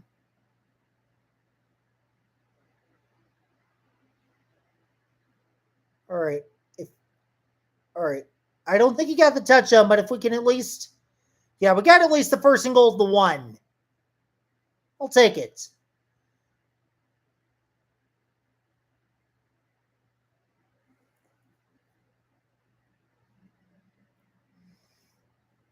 Yep. Ball's at the 1.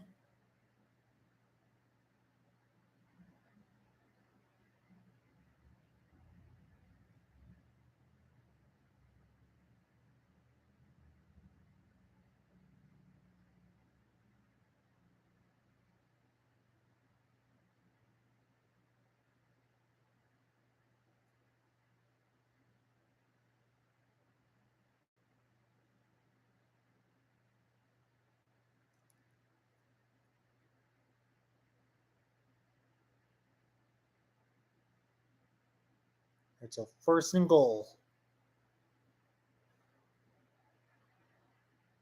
First down and goal. Come on. Oh.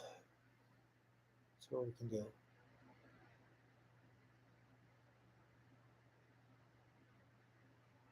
Come on. Come on. Yes! There's the 2 possessions.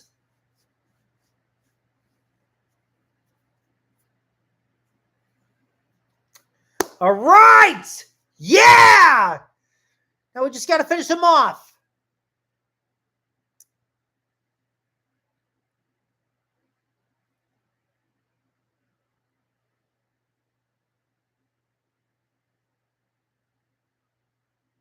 All right, let's make it 10 points.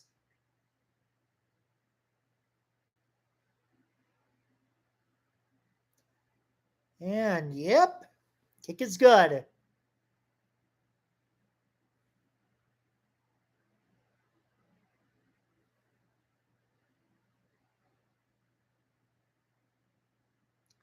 Wow.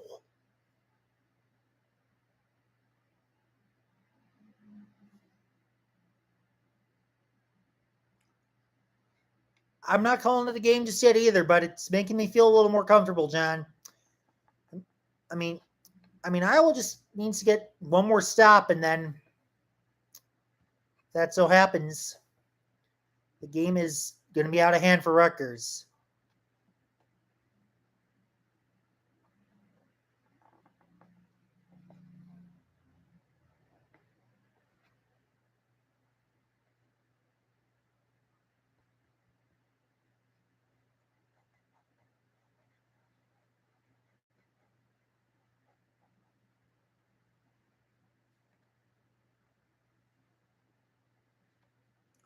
Oh, hopefully you're right, John.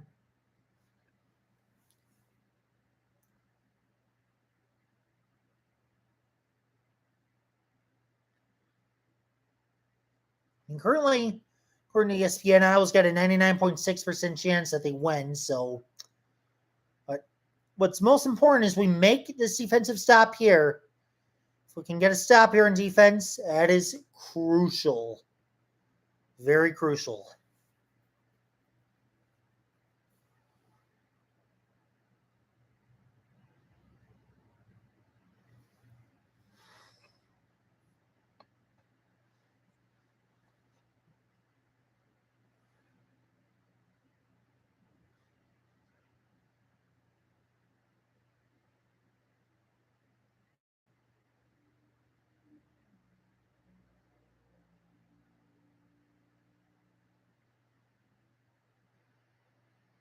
Kelly Magnus. Incomplete.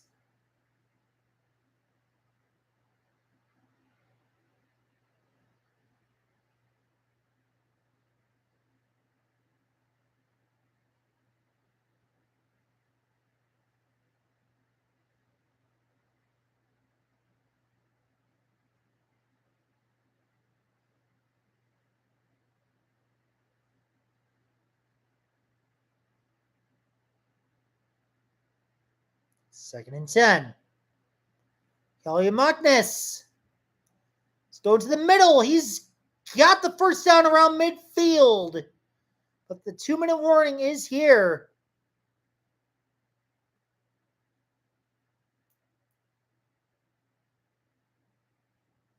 Again, one more stop on defense. That's all we need.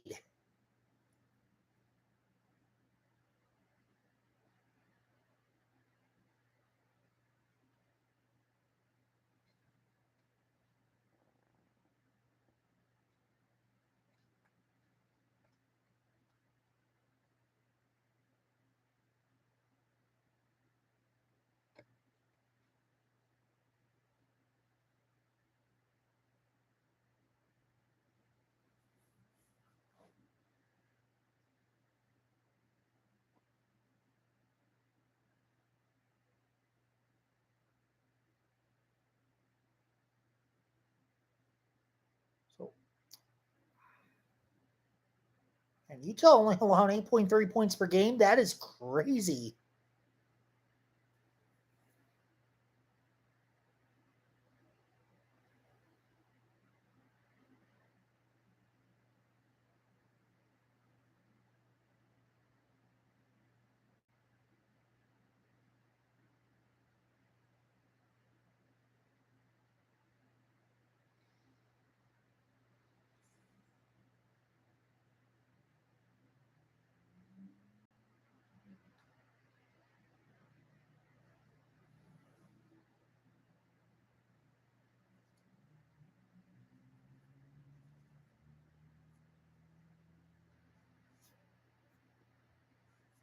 And that Illinois Indiana game was looking so good, and I'm thinking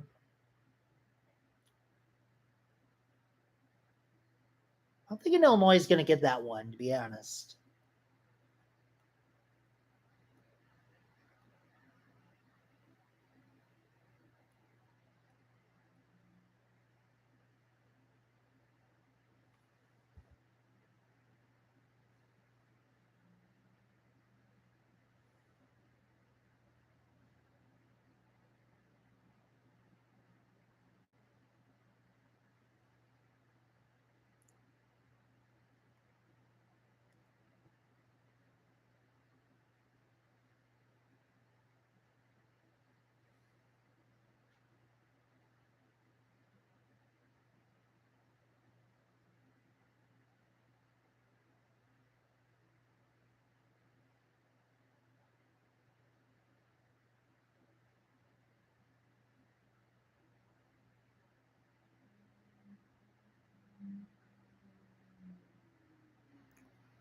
Well, we'll see. We'll see about that Illinois Indiana game.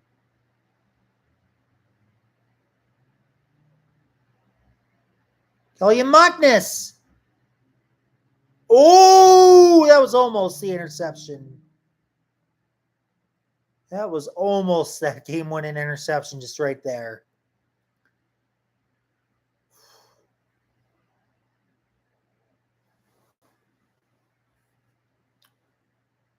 Or Kelly Magnus, he's getting sacked.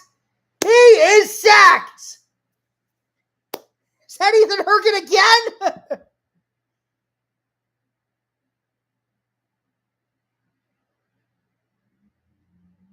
All right, they're going hurry up.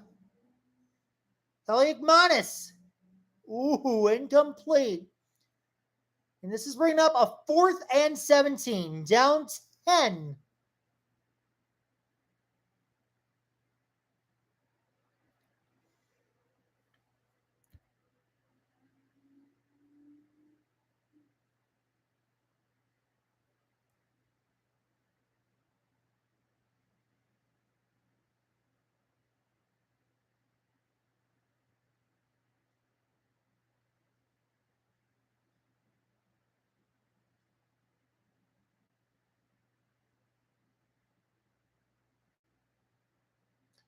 He's dropping back to throw. He's got to get that off, and he does, and nope. Incomplete. This should do the game.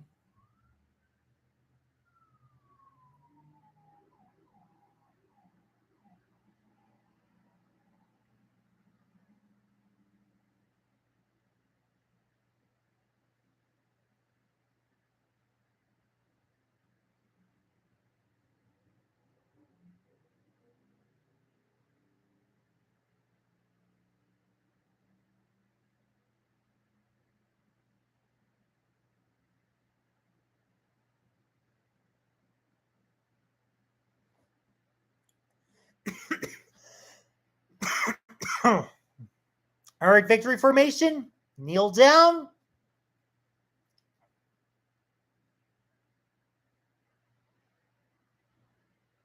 Now he takes that knee.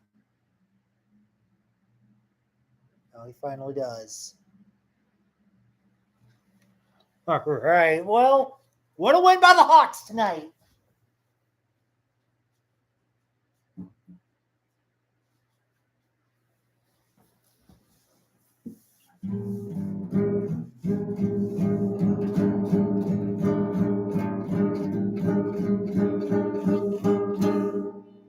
Yeehaw. It's 2 more kneel downs and the game's ours.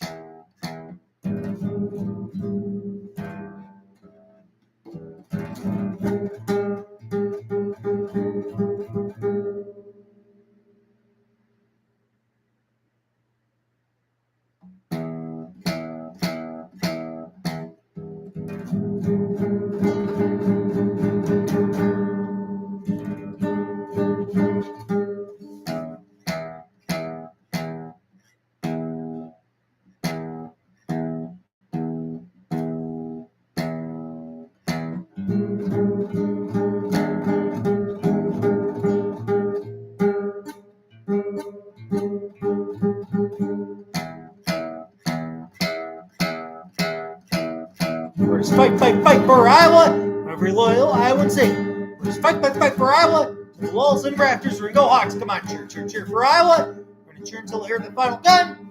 We're just fight for Iowa until the game is won. Oh, yeehaw.